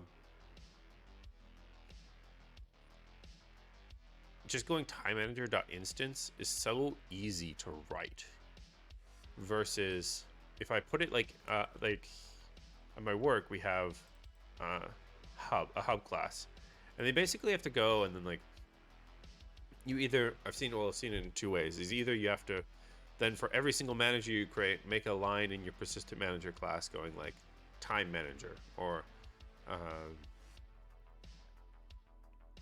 then you have to make a field in here. But then like when you're writing that out, it now goes persistent manager dot instance dot time manager, and it's just like so much bigger to write. And then there's the other side of is you can make it like, so when you initialize all your managers, you add them into like a dictionary based on their type, and then you can go get, like, so you go persistent manager dot instance dot get, and you'd put it in the generic parameters, and then you'd say, hey, time manager, and you'd get it. But then that's one, it's a dictionary lookup each time you're using it. So if you're using a lot, you have to cache it then. That's kind of annoying. And it's still quite bloated in like length of writing. And I just wish there was a nicer way to kind of not have to go for every single one of these and go write an instance. It's a singleton thing, but as well manage the other side. I don't know, just thoughts that I'm thinking, but that'll work for now. I guess what I'll do is when I start this, I'm gonna have a. I guess I'll keep the statics up on top. Public, static. It's in a public float.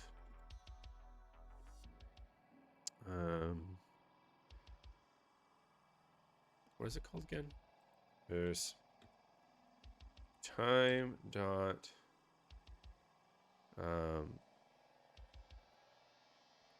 dot just comment on this for a second.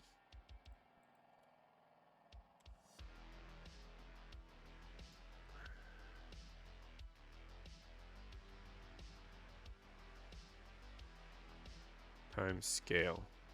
That's what I want to do.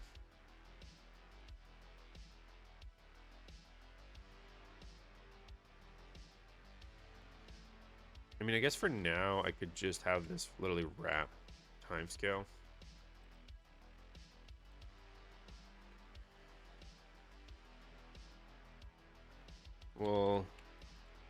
We'll do that for now. It's wait, what in the flip am I writing here? Return time dot time scale set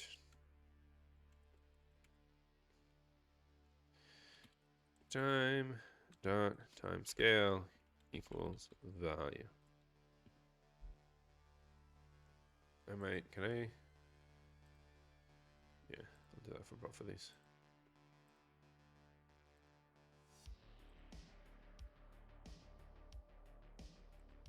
All right, yeah, it should be capital T. All the instances just never agree to that, but it's whatever. So now I have a value for time scale. I also have a time. Maybe I'll just make a float. Public. Oh no, public bool. Sorry. Is paused, and this will just equal to time scale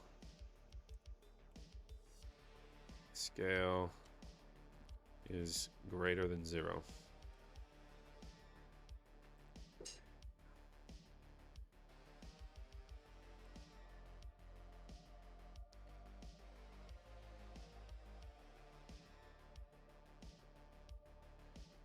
So that in loading screen, right? What was it doing here?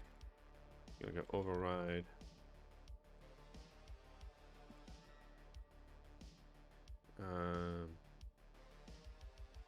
On leave, on push. Push on. Oh, sorry. No. Pop is the leave. Push is the enter. On push, I'm gonna set time time manager dot time dot instance dot time scale equals 0, and then on pop equals 1. And I really hope I have nothing in my code now that looks to other things.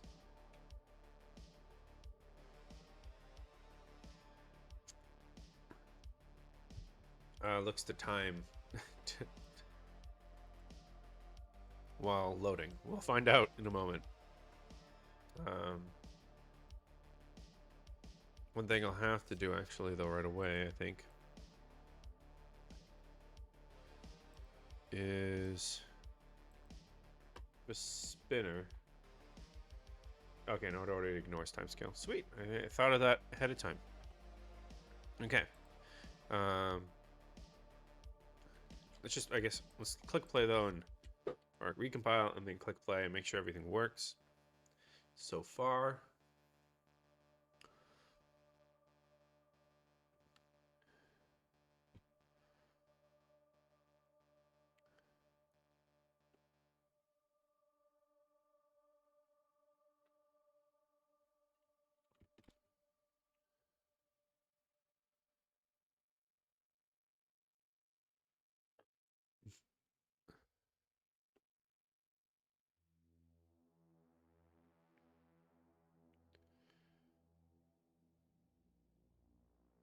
God. Okay.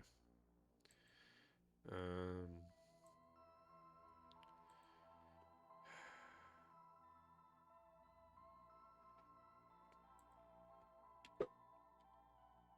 Not even a time. Yeah, not even time managers initialized that early. Okay.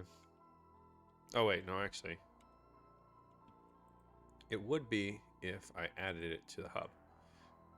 I believe. We'll check. Persistent manager hub. So let's add an empty object. Time manager. Just add them to the top. Then time manager. Okay. Save.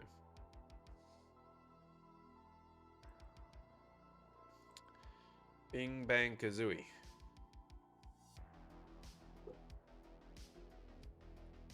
Ugh.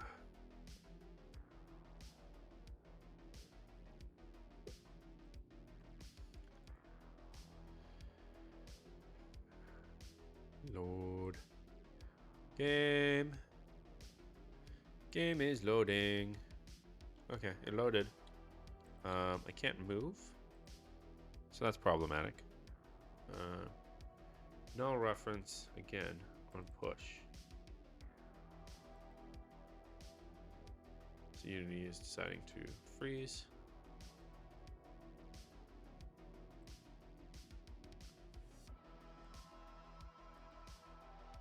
Okay, so it's still null refs because it, I guess, puts the loading manager up first. Okay, so then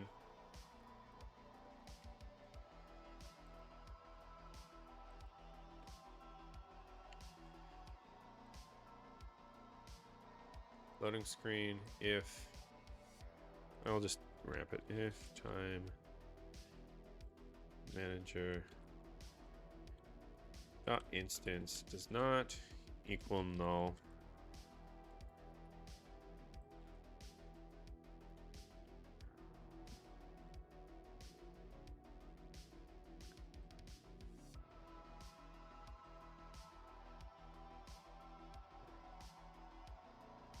Okay.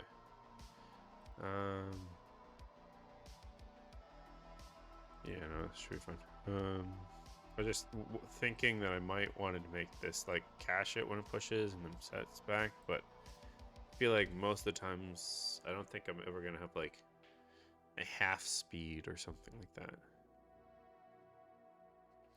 You can get into trouble with that if you're like paused when you load, then you would come back in and be paused kind of. Just not what I want. So we're not going to do that. Just not going to do it.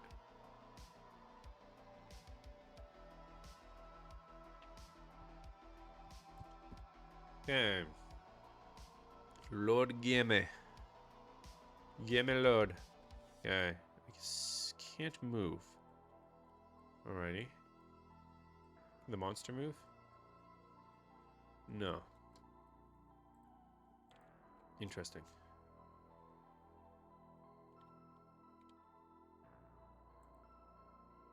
Why do I have a notification in Discord? It's bugging me.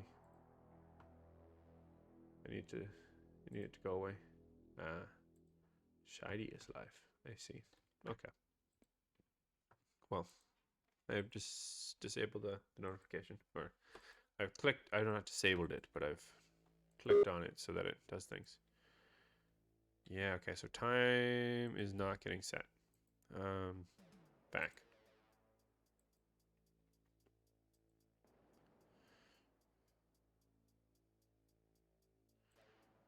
So is this not getting called?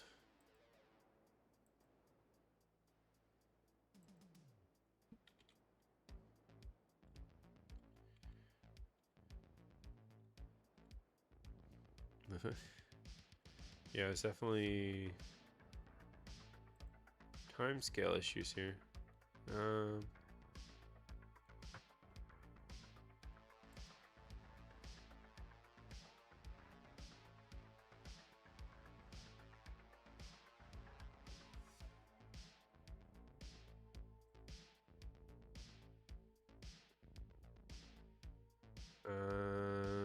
other things. I guess I could go to map generator.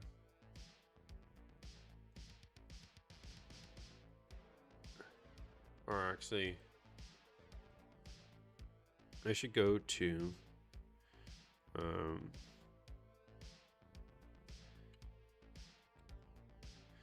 level manager hub. So when it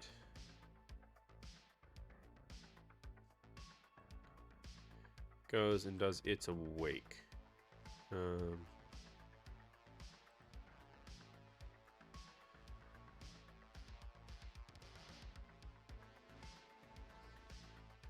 on init complete. Okay, so what I want to make sure basically is I want to have override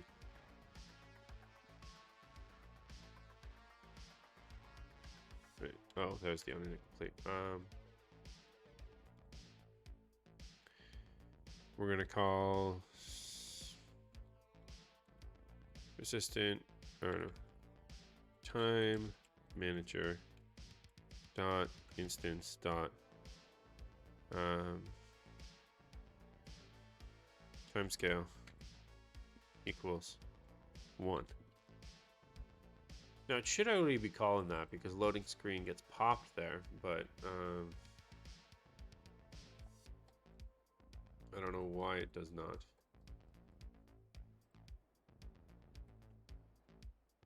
Where is time manager?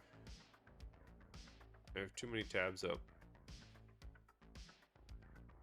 Eh.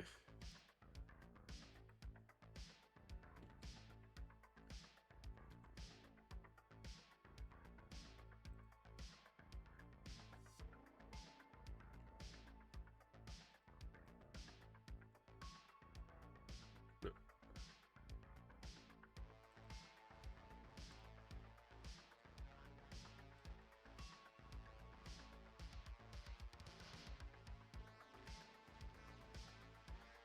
No, actually, is paused is the other way, less than or equal to 0. Even though I'm not using that yet, but it's fine. Okay, command file.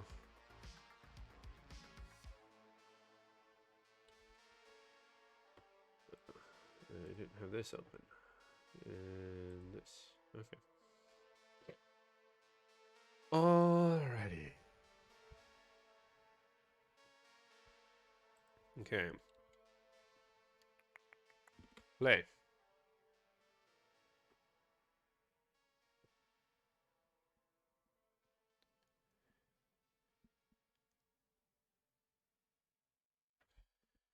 Da, da, da, da. Okay, you know, it's definitely being called. What was timescale before this? It was 1. Okay, so that should do literally nothing to it.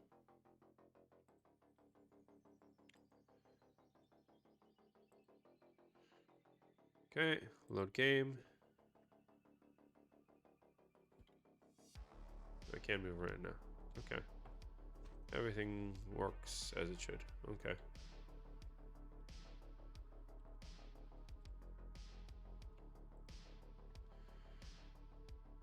Yeah, I don't know. Okay. So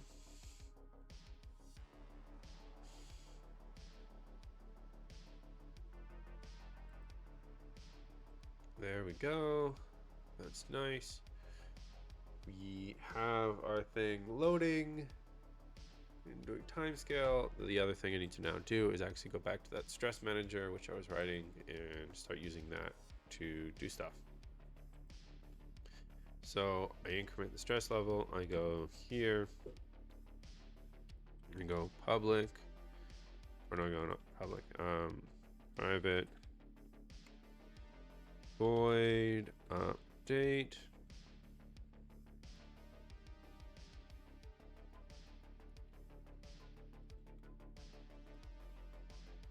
And then we go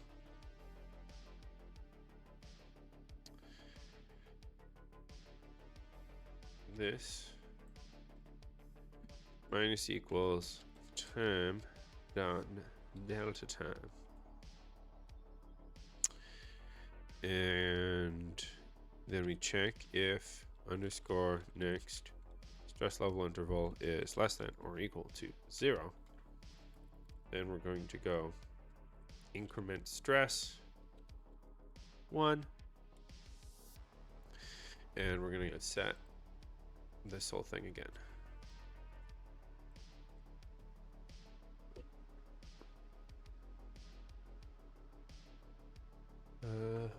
And yeah.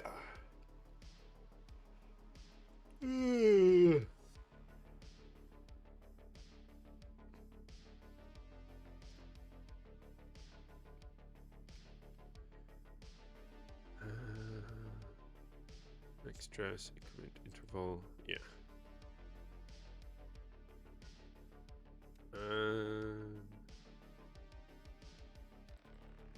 Yeah, so then it loops and then it does that and it just keeps incrementing. Okay. And again, it's not going to be even done if we set it and we have a value that's less than 0, then we're going to disable it.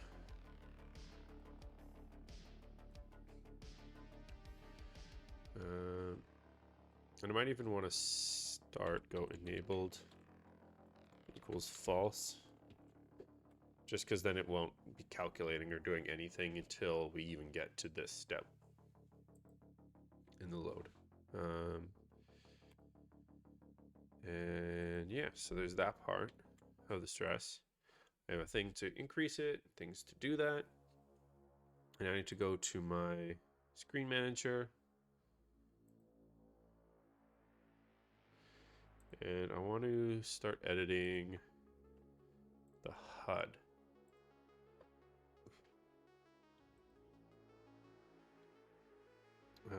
What's with the stroke inducing flashing, Unity? It's not very nice of you. What if I went instead of go select, open? There we go. That's nicer. Okay. So this is my HUD.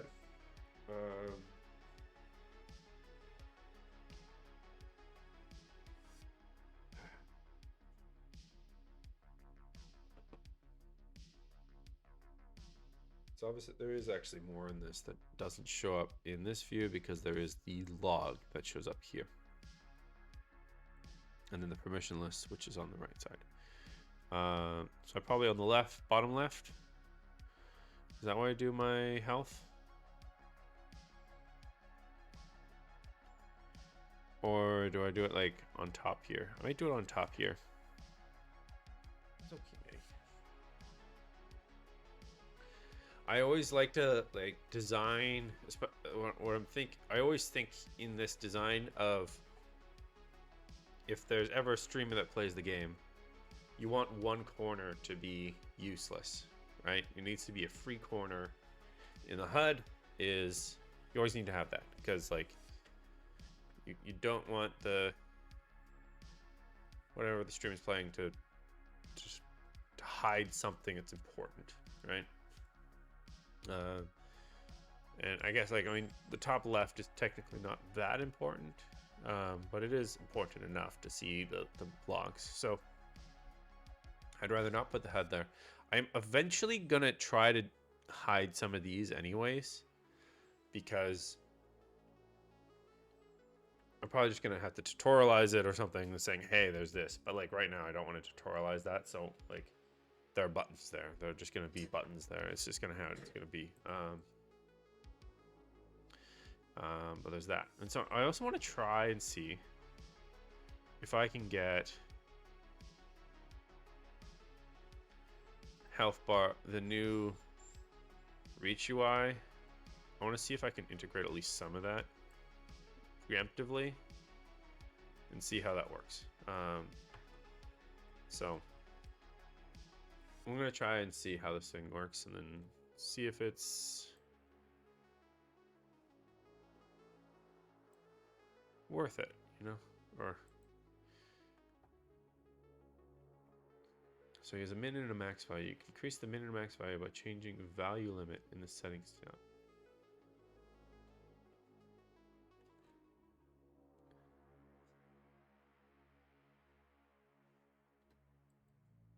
limit in the settings tab.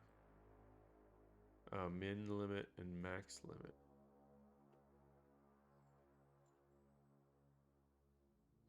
Oh, right. So it's just like you're changing what values you can have. Oh, wait. Min and the max is 100. And then current percentage is this. Right. Okay.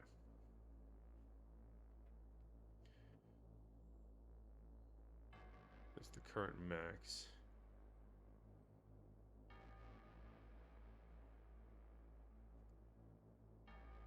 I want to see how this works. Okay, so if I go 100, but your current max is 50, for example. 52.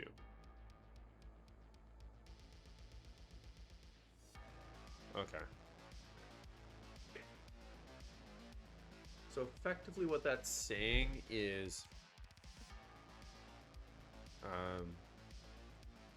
if I make this, for example, 200, my total max, but my current max is 100, and if I set this to 1 there, it's like that. Okay, that works.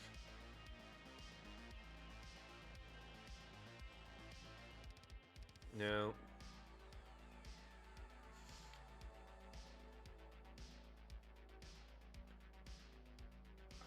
if I'm making a property, I need to make some property components for this probably.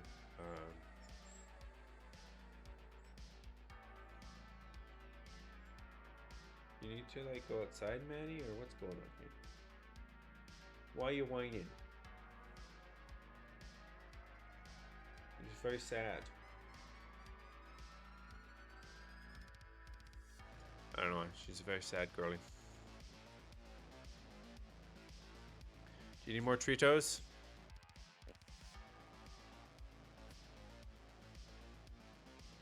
Treat party? Okay. So there's a, I wonder what other, okay, it doesn't really have that many icons.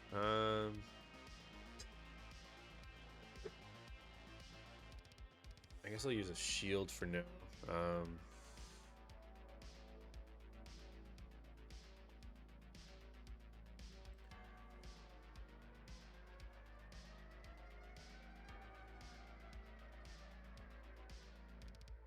So I have these slider property fields, but like I think they're not obviously going to work with this thing because this is a different override and system.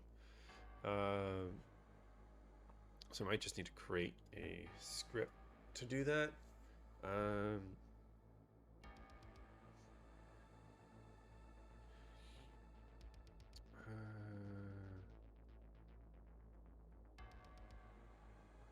Yeah, I might just create a script to do that. So let's do that. So in bind UI, pre-made components, create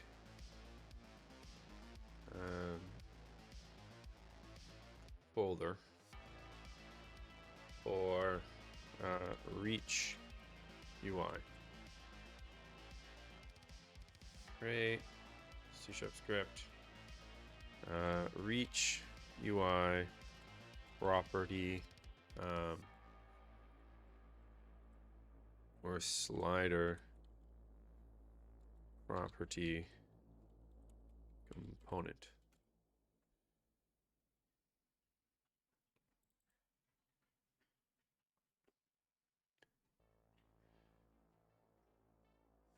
Been a little while since I wrote one of these. So what I want to do is I want to close others. I want to open up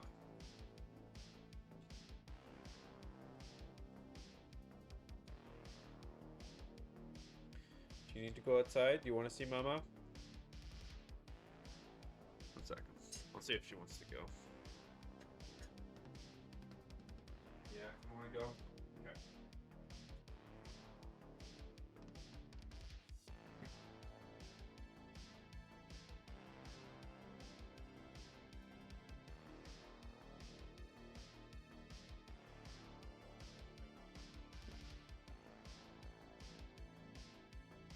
I just wanted to let her out.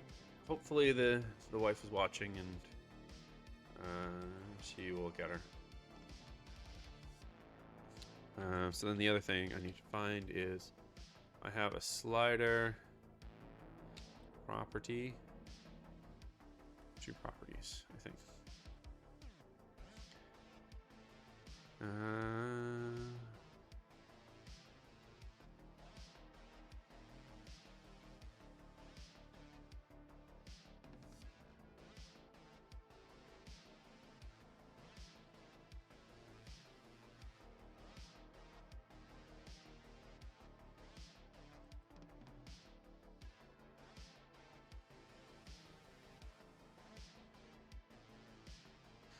Right, I had to make this so much more complicated because I needed to handle both int properties and float properties, which sucked.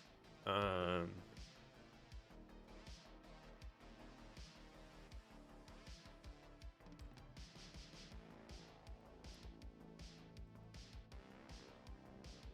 want to go to this. Go to definition. Is my keyboard not working anymore?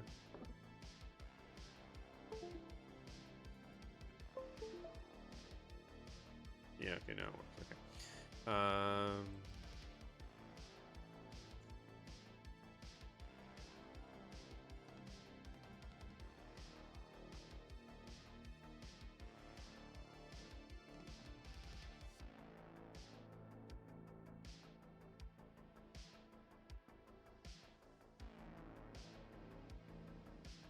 Just trying to figure out if I want to even kind of use this as a reference or if I want to like not. Because it's kind of rough.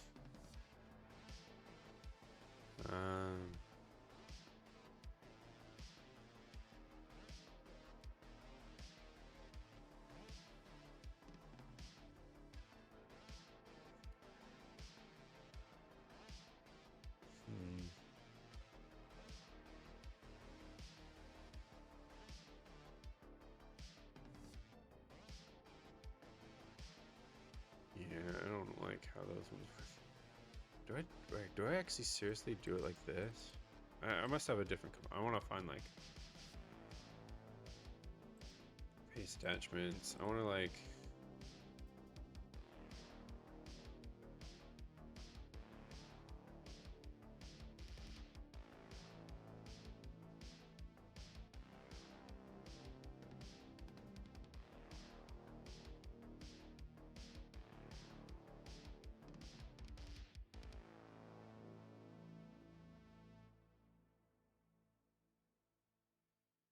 You know what? I might just use this as a reference. Some casting involved, but honestly, it's so much simpler.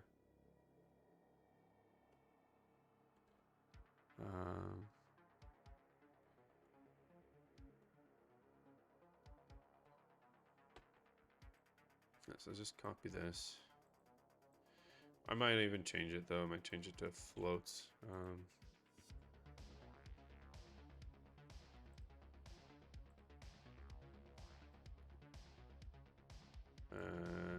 Yeah, namespace bindings. Bing, bada, boom.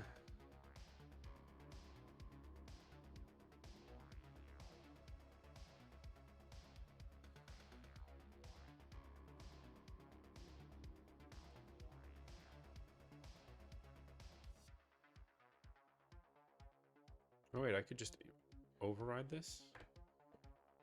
Right. Oh, actually, that's interesting. Why don't I just override it?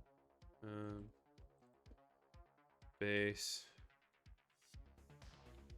Fill property. No.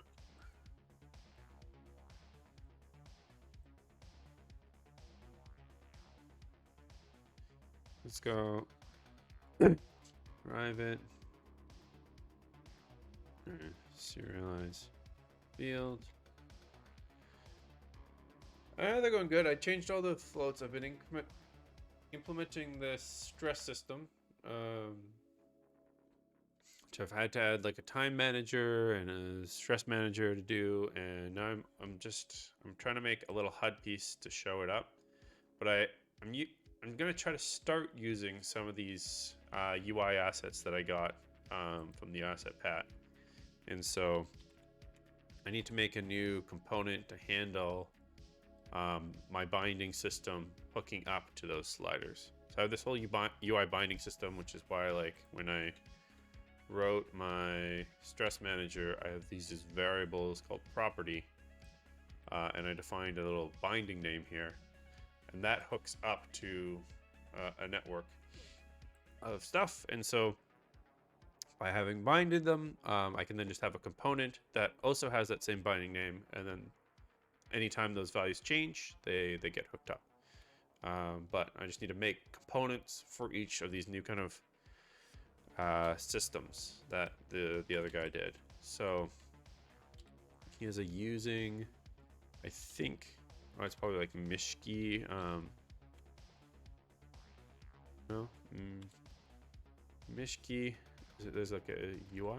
Okay, we'll see if this is slider.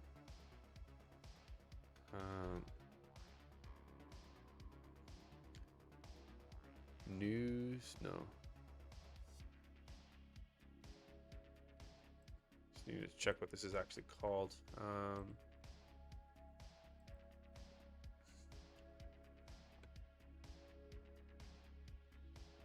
Progress bar. Progress bar, okay. Progress bar. Okay. I guess I gotta go UI reach. Interesting. Progress bar. Progress bar.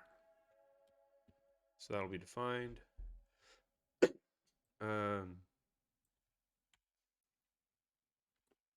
No. I don't know, I'm not really happy with how this one looks either, though.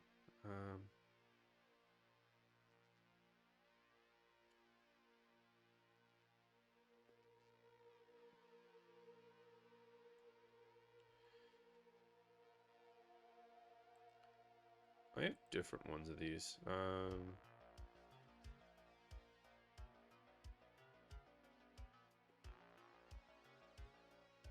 But I have like,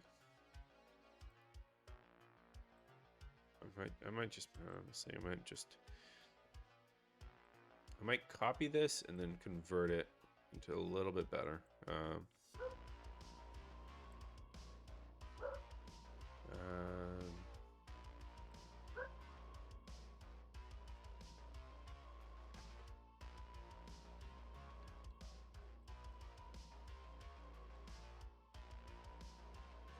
One second, I hear the dogs.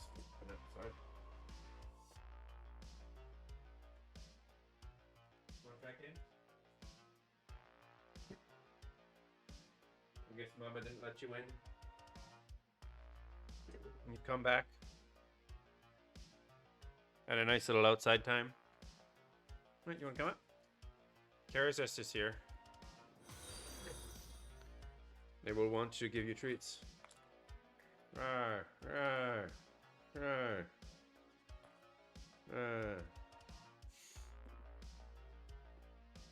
There we go. Okay.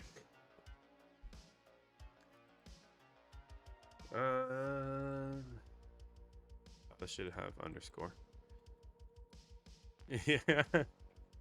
I knew as soon as I knew you were there that the dog would need to come up and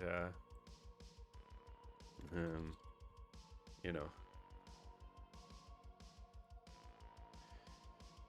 announce its presence. Don't go down. It's okay. Why are you leaving? Oh, there's treats down there. Never mind. Okay, fair enough. Well, I tried, Karazest. I tried. Set value amount. So there's like fill, or is it amount? Okay, it's amount.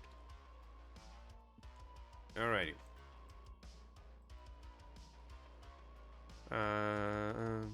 Set fill, set value, amount. Now what I want to change is I think I could just make this a float property. I just need to use, so using bindings, and maybe it'll show up. Float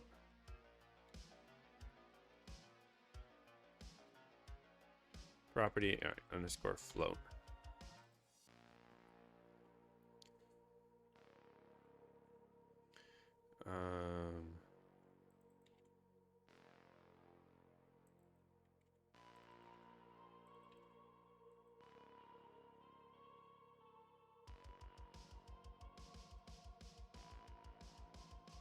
Zero, zero.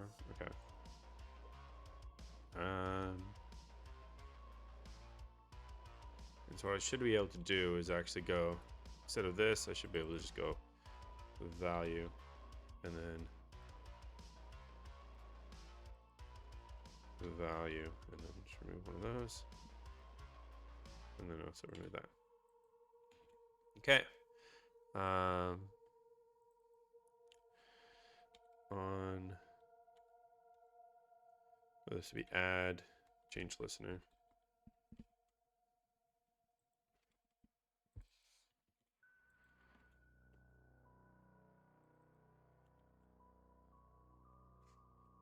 On change would have to be taking a float value. Doesn't really matter. It doesn't really matter. I just go destroy, right? Yeah.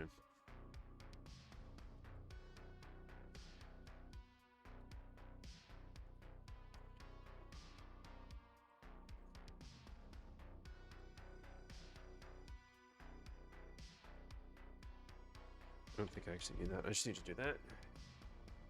And then there we go.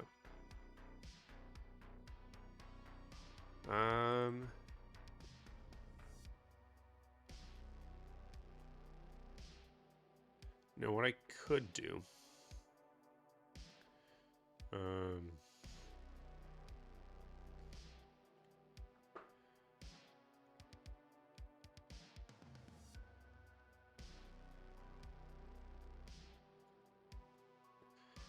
progress bar dot set max. Ooh,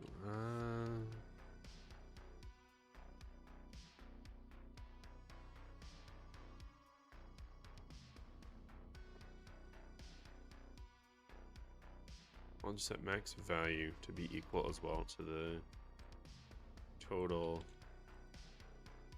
fill value here. The trouble comes with, like, if I ever make, I want to have like an int version of this. Actually, these are both ints. So, like right now, that's an issue.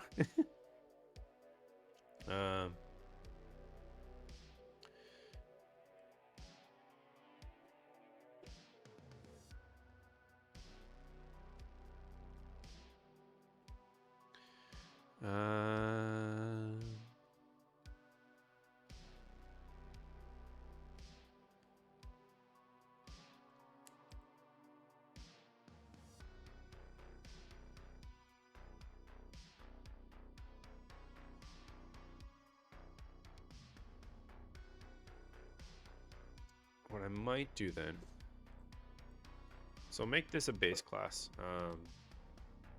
I will need to have a T and a comma and a U. Generics. So where T extends from property of U. So I think this is, or it's, yeah, property of, yeah, U.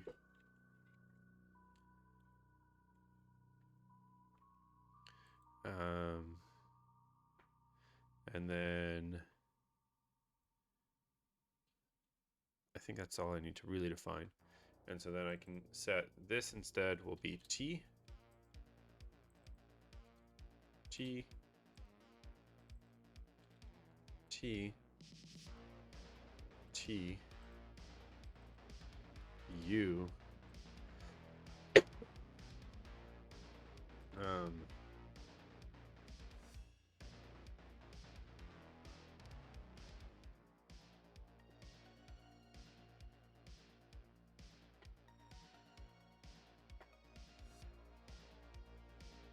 and what I will need is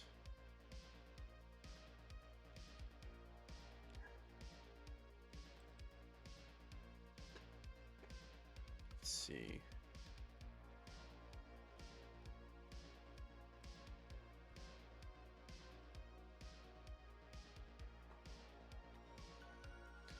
Default of U, whatever. Oh. Basically, I need to have some overrides here.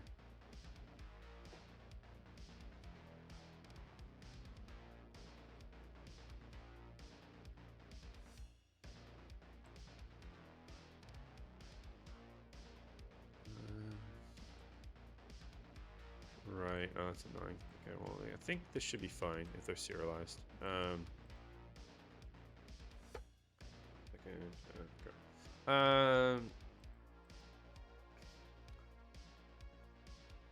Need to change one thing. Watch, do that. Okay.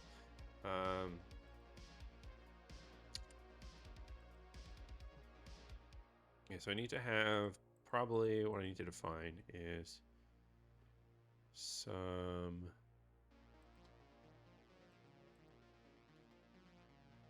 protected.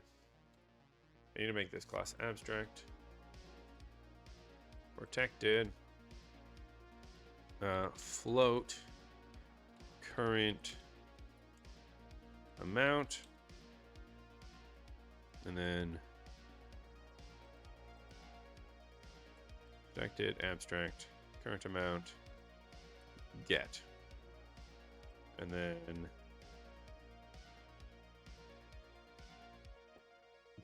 max amount. So basically I'll need to override those in here.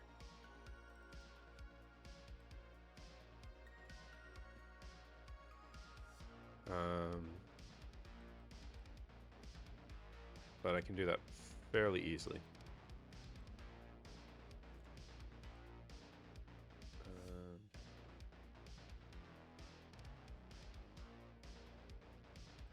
So actually what I should do is I think actually you set the current amount, you don't actually do that. I might just even put this in here, not even make a different method for it. Okay.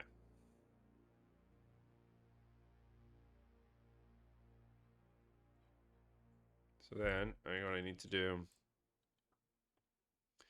is, again, reach UI. I'm going to make a folder for progress bar. Progress bar. Did save this? Yes, okay. I'm going to move it. I don't want to lose any things that have changed here. Okay. Then create C# script. Reach UI. I call them sliders here, so I guess whatever. Slider. I guess it wouldn't hurt to rename that one. I hate that it decided to recompile halfway through this, but you know, it is what it is, I guess. I guess we should, yeah, I should rename this progress bar. Float property. Component. I hate how these things are so wordy, but yeah, and then I'm gonna rename this one to Bro. Oh my god. I don't want you recompiling when I'm changing things like this. It's annoying, Unity. progress bar.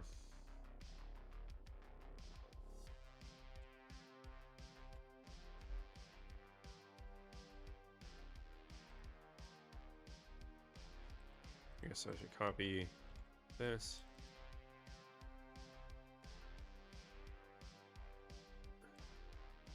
In here, and then just rename this. And then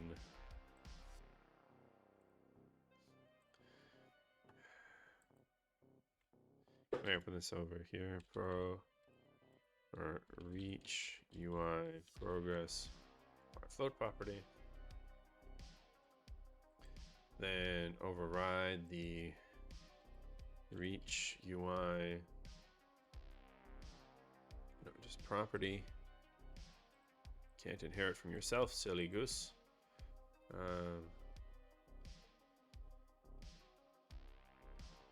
Right, this has to be in name, space, bindings.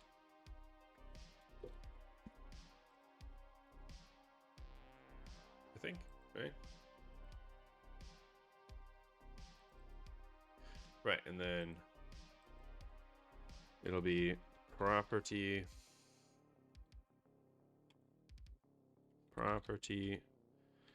underscore float, comma, float. And then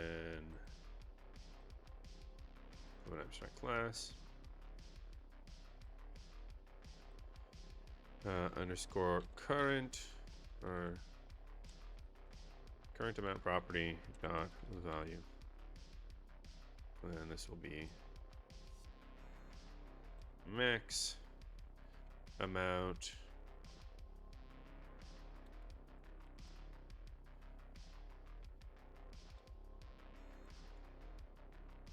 or total fill property.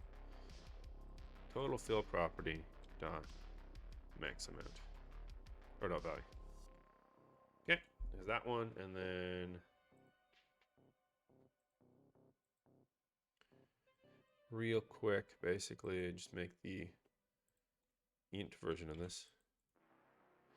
Great, which is the actual one I need. Crap. I just named it like that. Silly. Okay.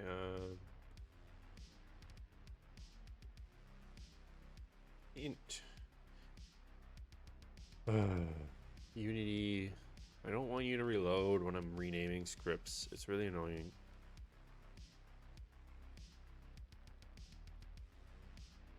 I don't understand why we have to do all these things.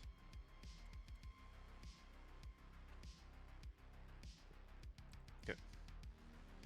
Open you quick. What is this code telling me now? Annoying me with?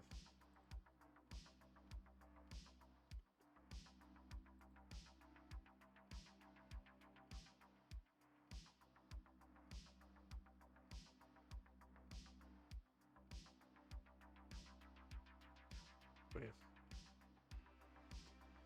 A lot of people.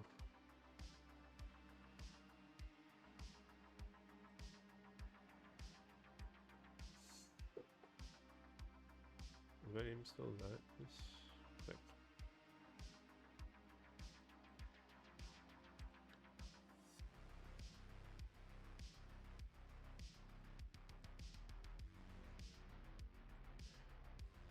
disable 1 second. Oh, I didn't rename myself. 1 sec. Just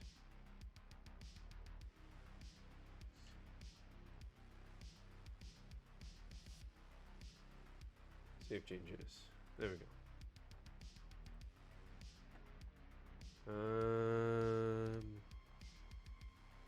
That should be okay. Sweet. All right.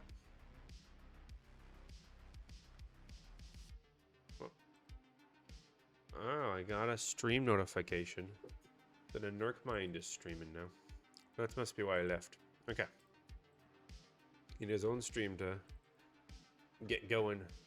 Okay, and so this actually needs to be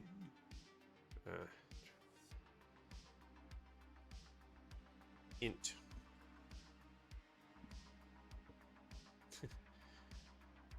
I'm just walking into the crate. I'm basically going to copy this and then just too many of these. So I gotta go name, space, bindings.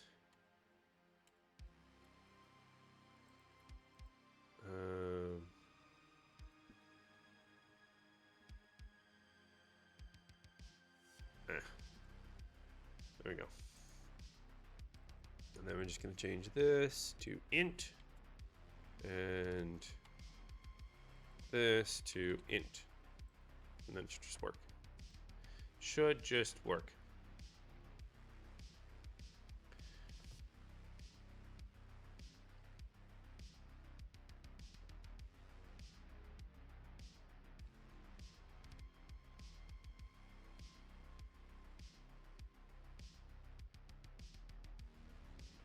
Alrighty.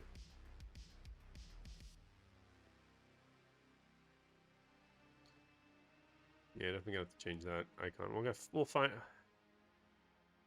Might have to be my next icon to make his little like brain.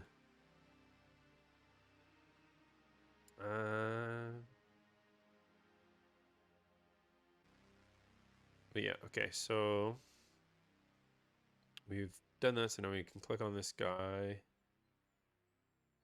In here, we can go, it's not a health bar, it's a stress bar. And we're going to add components for reach, UI, progress bar int property. I'm going to drag and drop this progress bar in here. And then we set these binding values. So the direction is going to be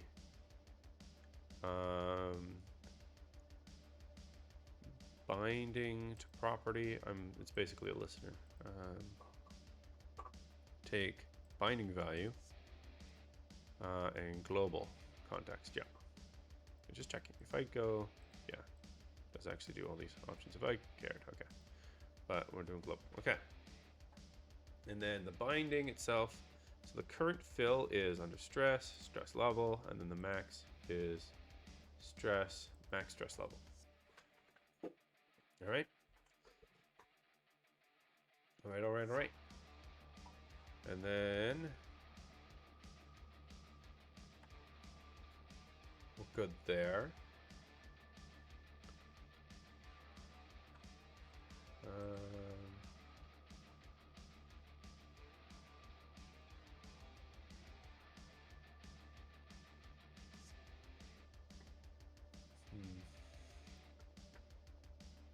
Wondering if I should be adding like a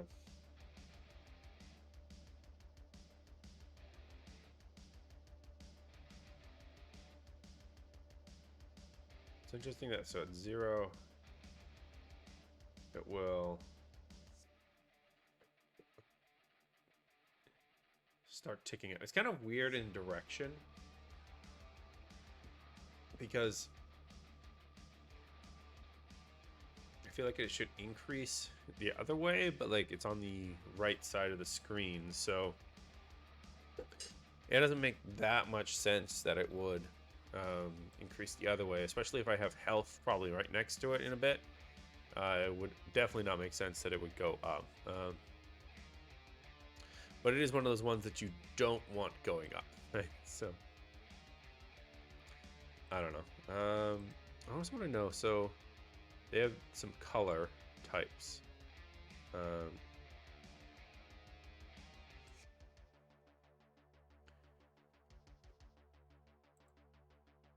No. Accent. Okay, wait, so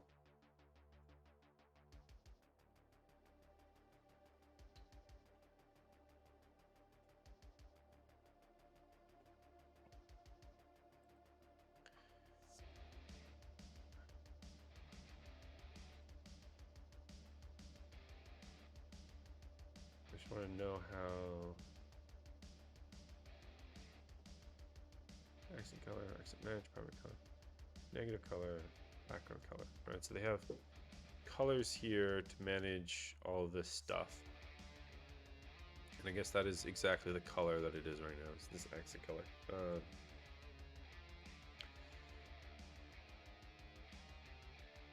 Which is probably fine.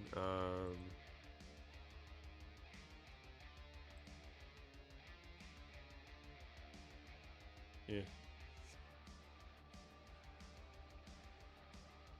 Yeah. Again, that's something I did. I think I found this one on the internet.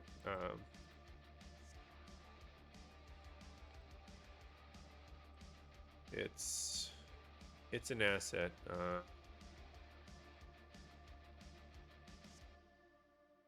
Then I'm also alphas from Grayscale.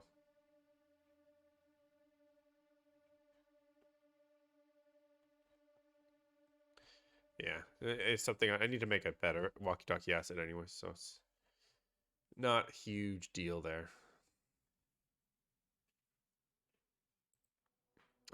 But I think at least I got this hooked up, so I should actually have stress now. Visually showing.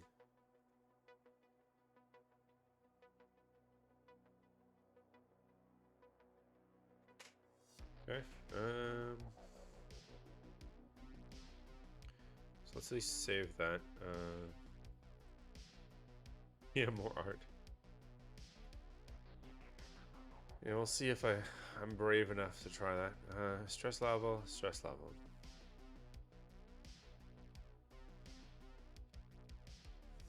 Yeah, okay, so that should all be hooked up. Then what I want to go do is save data. Let's just go to myself, my guy here. Let's set like an initial stress level 34. And then let's go save, then play. Actually, I don't know if I think I recompiled everything, yeah. When you read it? What's it?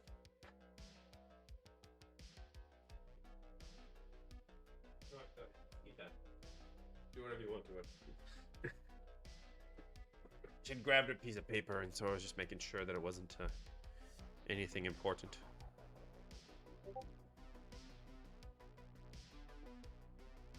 Getting no notifications. What are these notifications? I don't think I care. They're different notifications. I think I don't. Okay. So my bar is 0, which it should not be. So something's failing here. Because Stress Manager should have these ints here.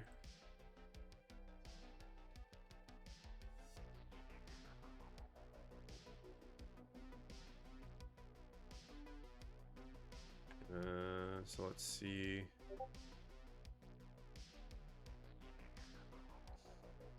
If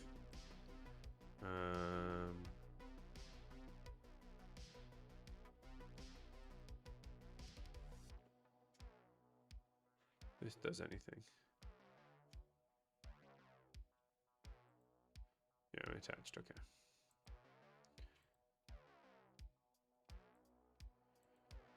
So Unity decides to do something.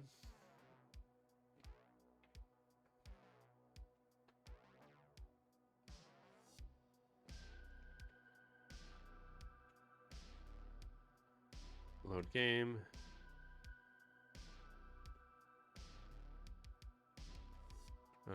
Okay, wait. Oh, right. I never actually added my stress manager into my game managers, so. Game manager. So I'm gonna add an empty stress manager. We'll add yeah, definitely after that, but I don't think I want to have it before map manager. Stress manager.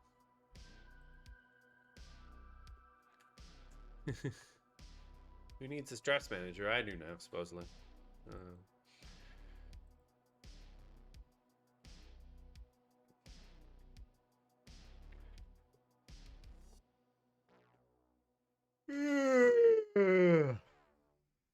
Water.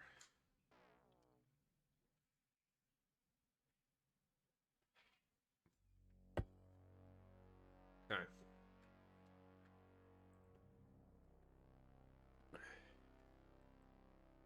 Bump, bump, bump, bump, bump. Load game. Now it gets called. Sweet. Okay, but it's still not showing up there. Okay.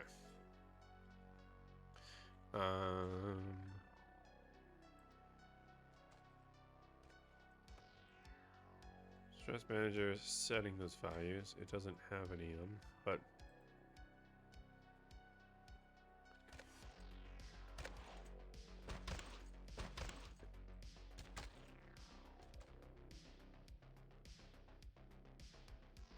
it's just Wait, what? I thought I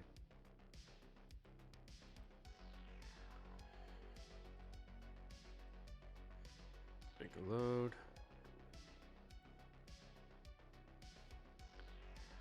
Is 0, and then the amount though is 34. So now if I go to the next line, it's 34. Okay. So then that part's working. It must be then this part that's not working.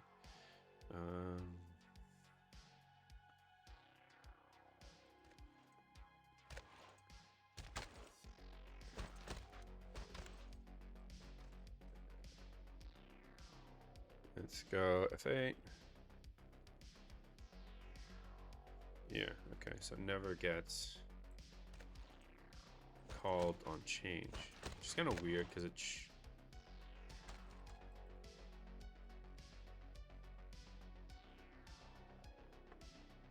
what in the world?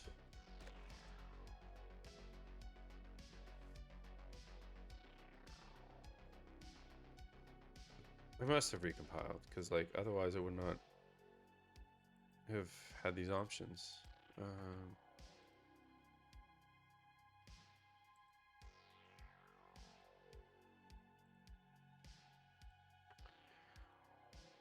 Add stress bar, right?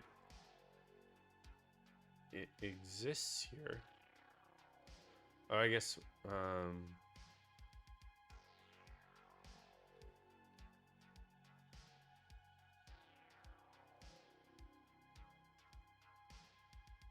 right, now these things exist before at the game start. They actually exist then. Directions binding to property should mean that it's listening for changes.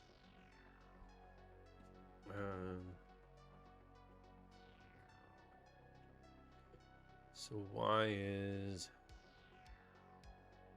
this not working?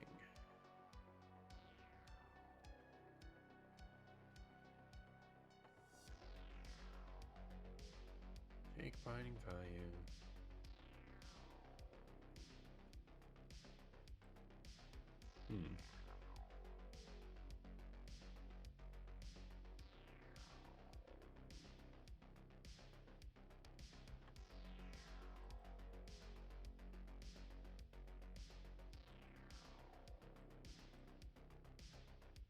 Stress manager.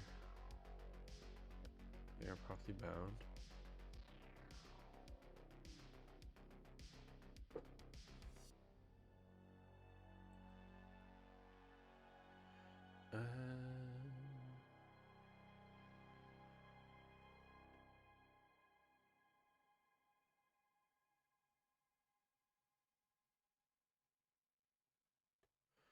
I feel like the way I define these is a little weird. In here, and maybe I'm doing something wrong with total fill dot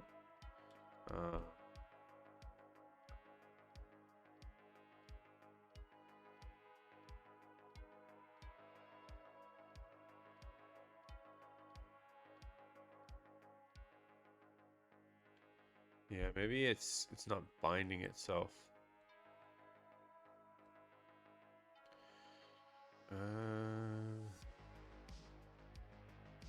Let me just. Because I normally don't set them like this. I just want to try to find something that I've done before I know works, and then I'll have a better concept.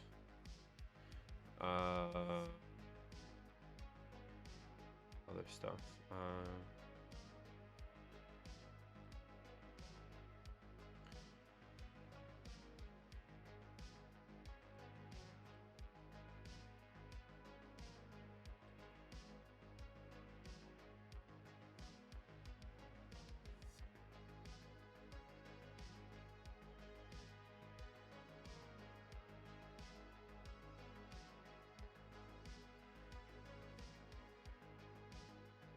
So that one, yeah. So the thing is, they define them in the constructor.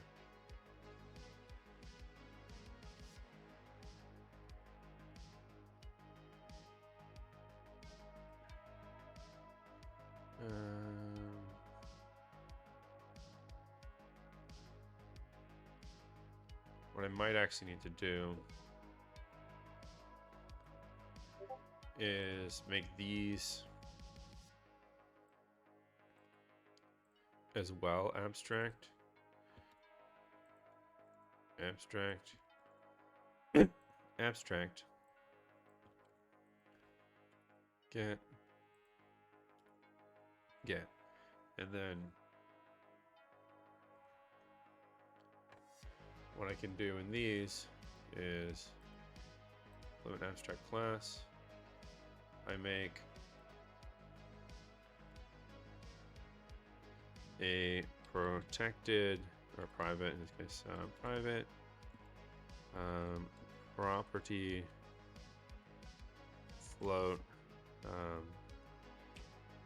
underscore current amount property that equals new property float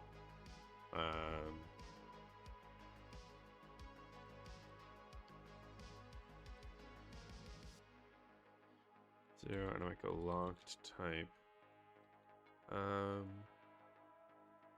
I will set this to bidirectional just to support that, but not really long-term managing, or short-term. I'm gonna implement that. And then I just do this.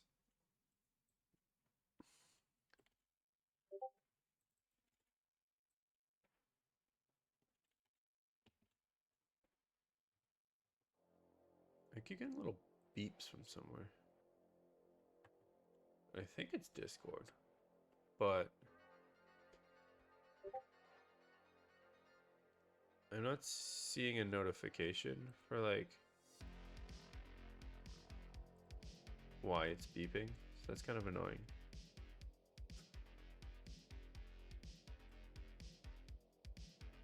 I don't know.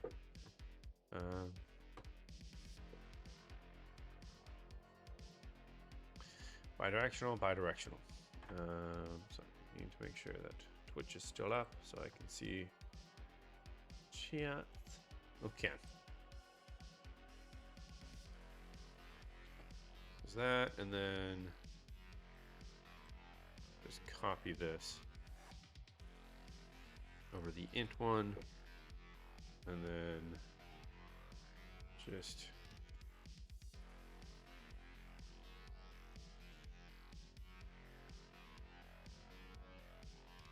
then it's defined by default. I think that's kind of what I need. We'll see.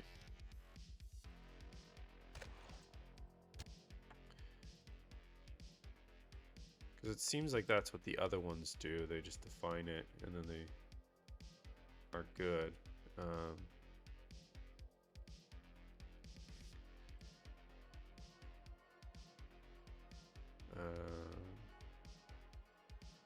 You have a bool property. Base attachment? No. Where do I set the...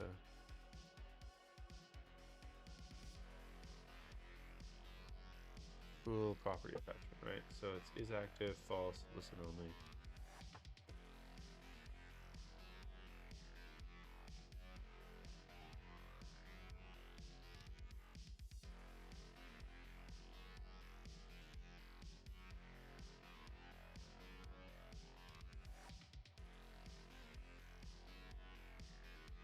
I do actually sign though in.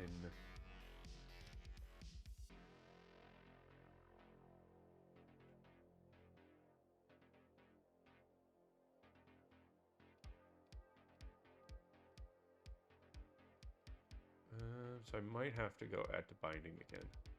We'll see. That might be the other issue. Horopathy. That's not cool.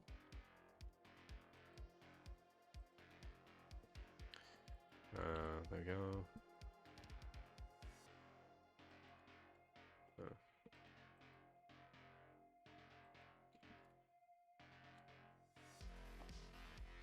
Okay, save. And then just fix these ones too.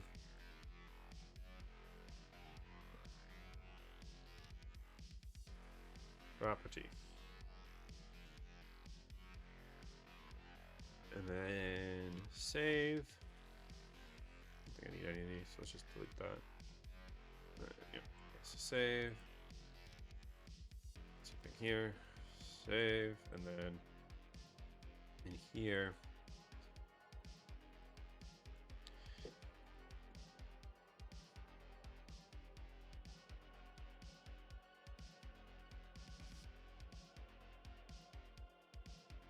Property dot binding name.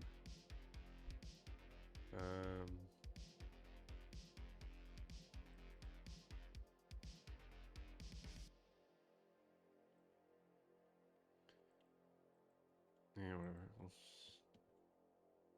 I'll see if this works first, and then if it doesn't, then I'll figure it out. I don't like this necessarily because that's gonna re-add it to a global binding and not like a context bound thing. So it's not great long term.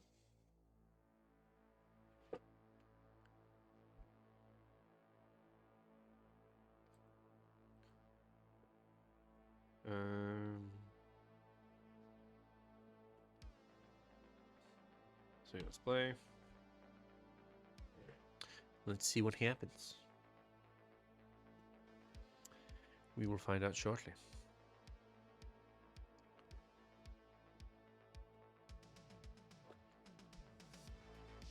Okay, load game. Game is load. Load is the game. Still not showing up. Okay. So, what I want to try then is dot context reference dot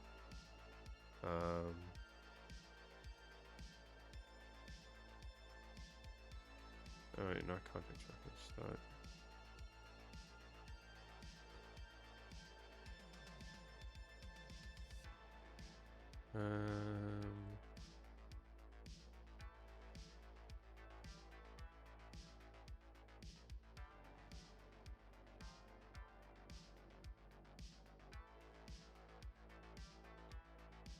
let me check here. So the right here, I define in a bunch of stuff.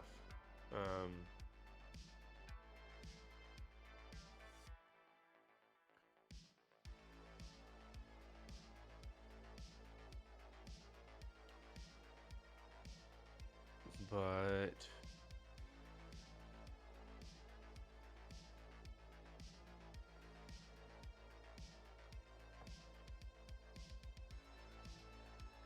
weird thing is, like, when I look at this in the UI,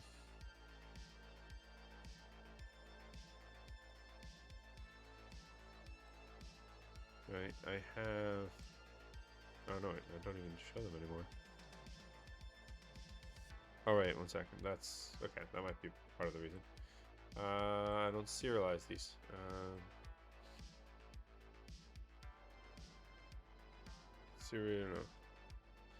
Serialize the field. I need to use Unity engine again. Okay. So let's first fix that. That might actually be the problem. Is that I'm not even having values that have things that can be saved. So using Unity engine, right? Okay.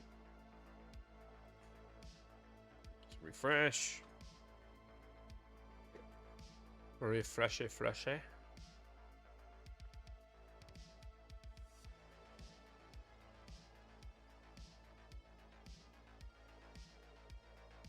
Ooh.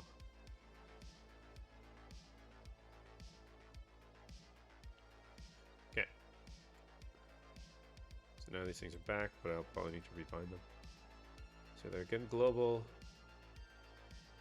but then stress level, max stress level. Then, oh crap, I need to do this actually in the prefab. Okay. Stress level, max stress level, save. I just want to make sure it actually does save. Okay, and then go back. Okay. Hope and pray and hope that this is working now. Ugh. Ugh. Bleh.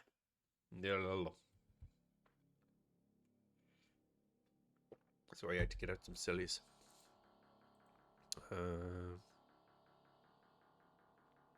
Aha! It is 34. I am stressed to the amount of 34 units of stress. Okay.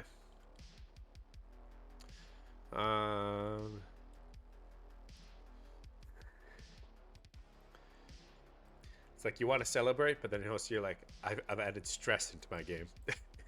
That's stressful. Funny. And what I wanted to do is now I'm gonna. I believe I'm on the first level still, so I'm gonna just change this to 5, and I'm gonna go play.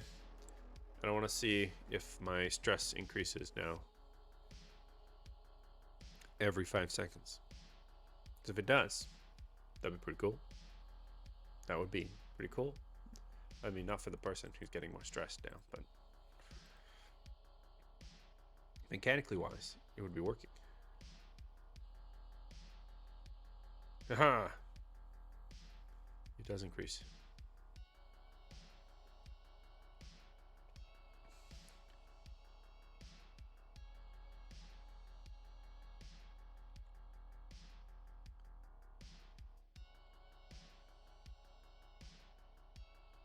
So that's neat. Neato. Now, I wonder if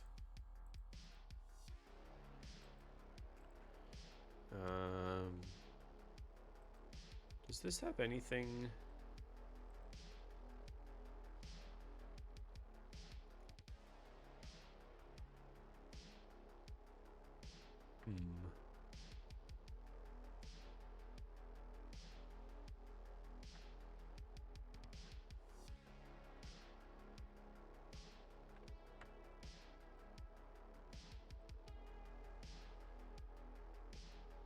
I was wondering if it could do percentages, which I would have liked more,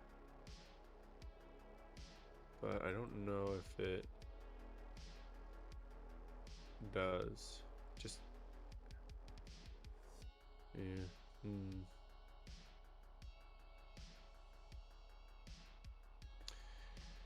It's probably okay. Just show the number. Just like the percentage is actually more important than the number. And so if you like increase it to 150, I would rather it show the percentage because now you're 50% threshold is actually matters more than the any other thing.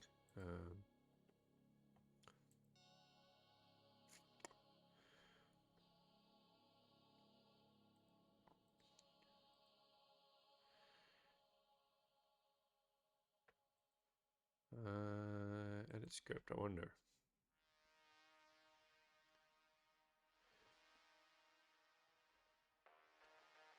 Yeah, so they have 2 of these.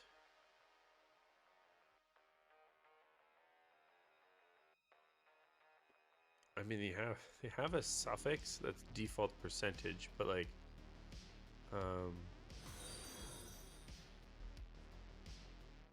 here it is, the doggo.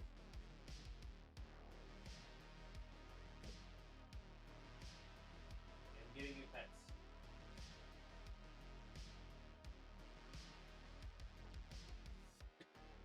She was all the way in her crate, chilling there. I probably disturbed her, and now she's concerned again. But I will give her some scratches, and hopefully that assuages her concerns. I just want to look at their code here, see if I can add suffix, current value, F in decimals.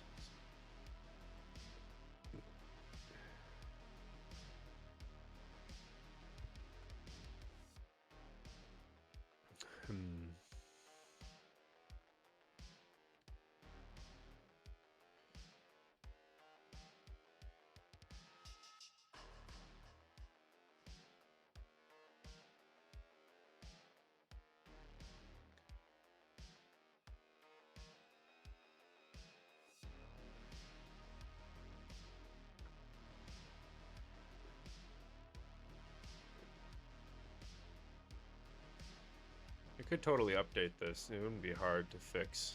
I just need to add a public bool show as percentage. And then by default it's false. And then in update text, we will take float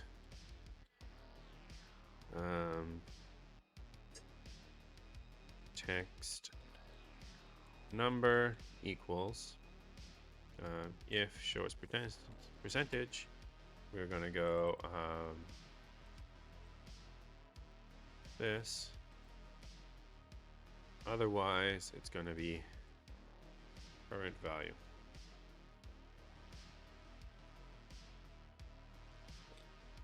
So I just need to see what she's now looking at.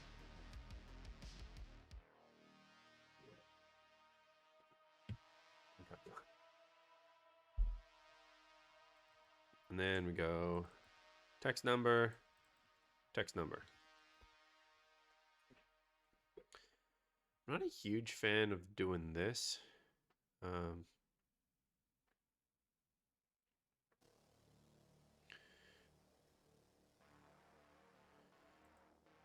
I would rather this thing go if add suffix and add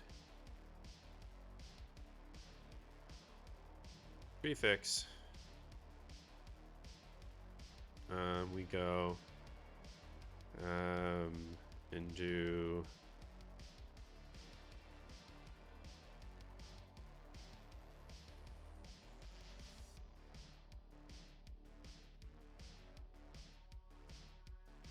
prefix.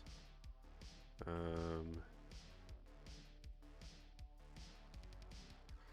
we do prefix, then we go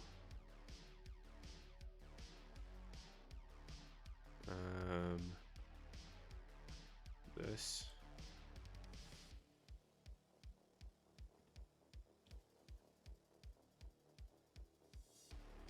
And then we go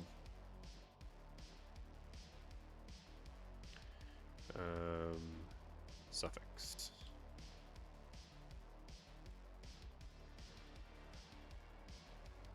And then else if add suffix, and then we go just without the prefix, and else if add prefix, we just move the suffix but then add back in the prefix, and then else we just set text to be equal to this, I guess.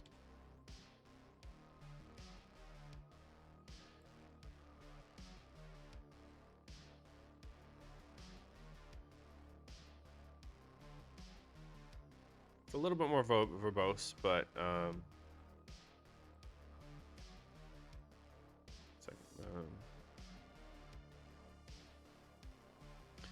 I like it more old Mish key code above is replaced by our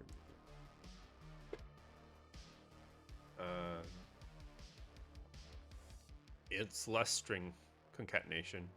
Make it all in one go instead of adding it, because this basically is doing one add here. It's not even adding there technically, but that one's fine. And so we're gonna do that, and then I need to now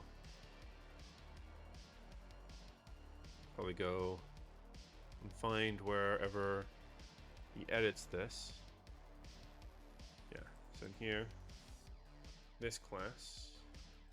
I want to go to this class. I want to go to this class. Can you frickin' open this class? I want to go to this class. Can you? Am I actually opened it? Okay, I have opened it. It's. I'm not a fan of this navigation. Okay, so.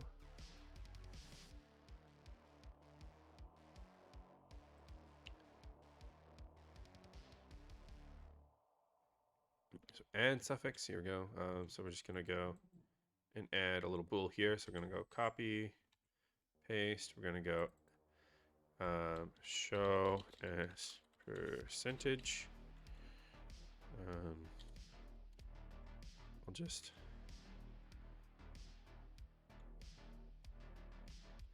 maybe I won't add it here. We will add it only where it's used. So where is this used? In here, right? Okay.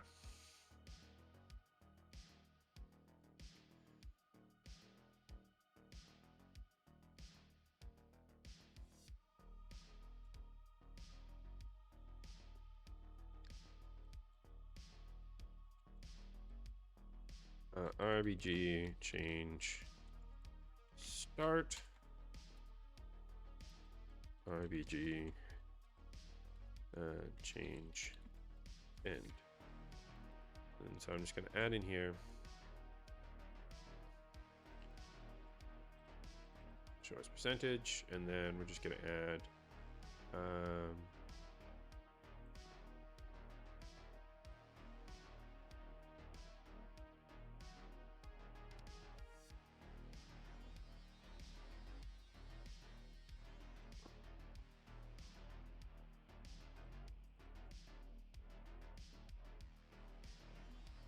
content, show value as percentage.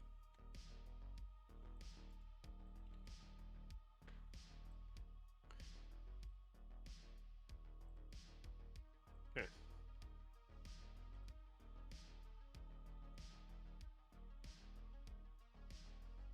Now, he does do all these layout groups for these things, so we'll see if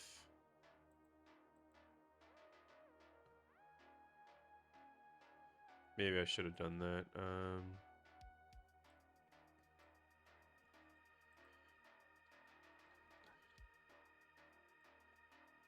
that, and then we'll go just end vertical down here. Okay, we'll see how that looks. Try to keep it within how he made. Wait, why float where? Sorry, I probably missed that a while ago.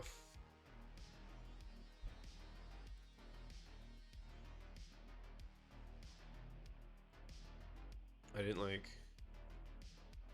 That's a goal.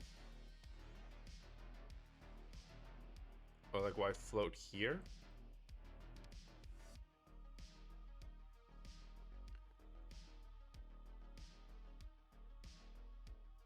I'm just gonna recompile this again because I need to think. Yeah, let me know, cares this why you said float. I probably missed that a while ago. So my bad.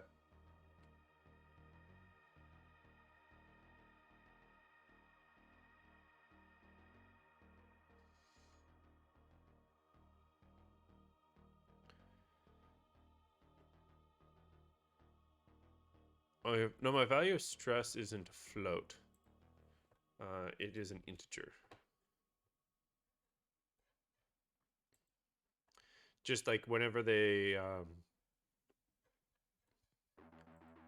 right, it's a int.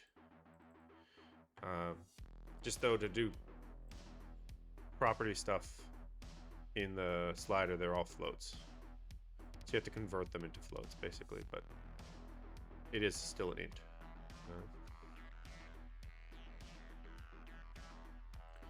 Okay, settings here. Yeah, okay. Also now, yeah, so there's that little, like, so that's why they do the extra,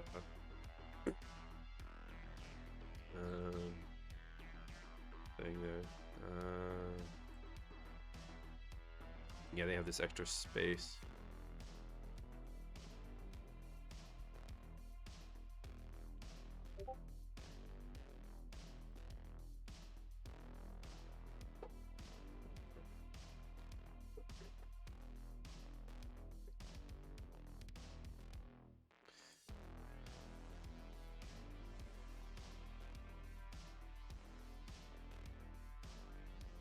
Yeah, I mean, at least now, right now, max value is 100, so it's not gonna.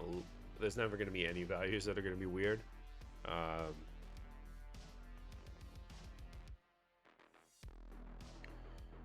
But when the progress bar does this, current value divided by max value, it'll be a float value. And so go in here now, shows value as percentage. So I'm gonna do that. No decimals. I wonder if that link. I mean, I guess I wouldn't know if that did actually change anything yet. But then I do want to add a suffix, which is the percentage. Okay, so then let's save that. Actually, I forgot. I should.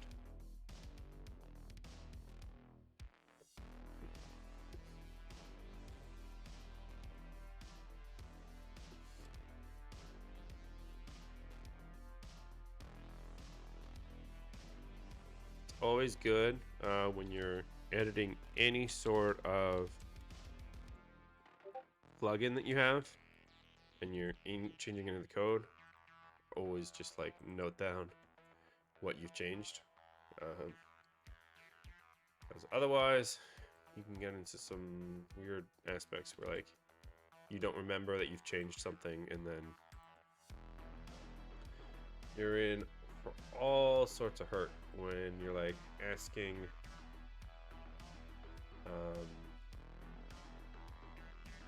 doing that.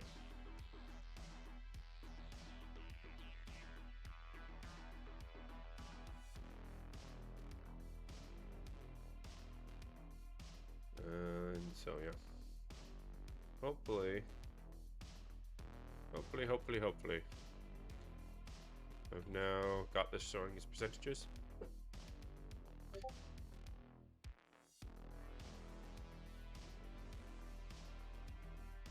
I might have to change. I'll change my once I view it and it just looks good enough. I'm gonna just make sure that. Okay. Definitely wrap up soonish. So. Okay.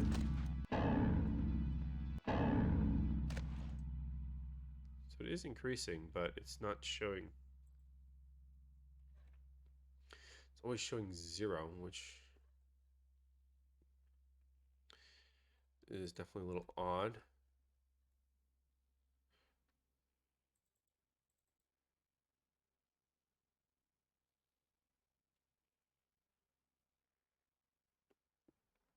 There's a float.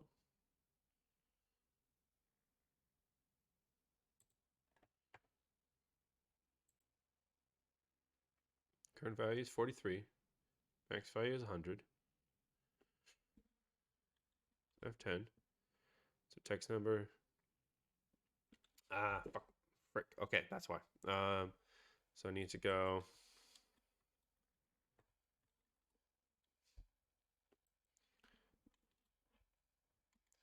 Times 100. Yeah. Multiply by 100. You got it. We're like thinking on the same wavelength here as us. There's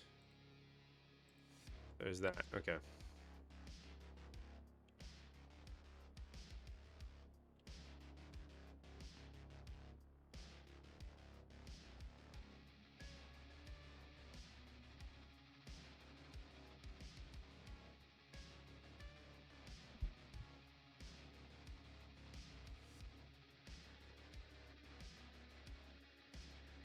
Okay, and now what I want to do is just quickly go to Game Manager.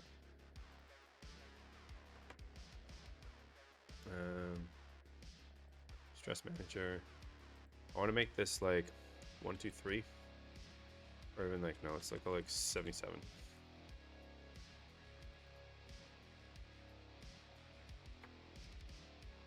Yeah, it would seem like that. I know there was a set. I thought there was a setting that I could change how to delay with, but that might be. I might be confusing that with YouTube, which actually allows you to kind of change things. I don't know, maybe refresh the page. Sometimes that helps. Okay, so yeah, 44, which makes sense. And then when it increases, yeah, it goes up. By yeah, so it's not an equal amount, but it is a percentage. Because I made the max 77, so each like increase is going to be either 1 or 2% increasing. Yeah, okay, sweet, that works. Let's just go change that back to 100 because 77 is a weird number.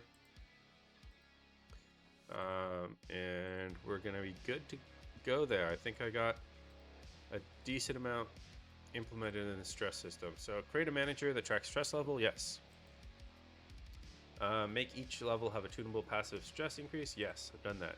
I've not done failing chess. Make upgrades that can increase. Nope, I haven't done that. And haven't done that. Okay, but I made the whole first 2. So 2 check marks. It's pretty good. 2 check mark stream. Actually, I got like this and this. So it's like a 4 check mark stream.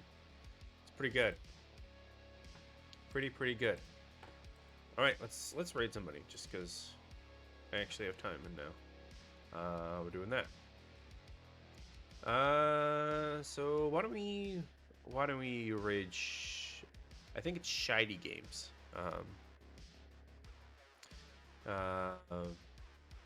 So we'll click on him. He's actually there. It's good. Let's start that up. I am going to turn on thank for watching. We're gonna get over there and I will see you over there. Yeah, no reason to drag it out. Let's just say our farewells. Thank you for joining. I'll see you over there. Bye bye.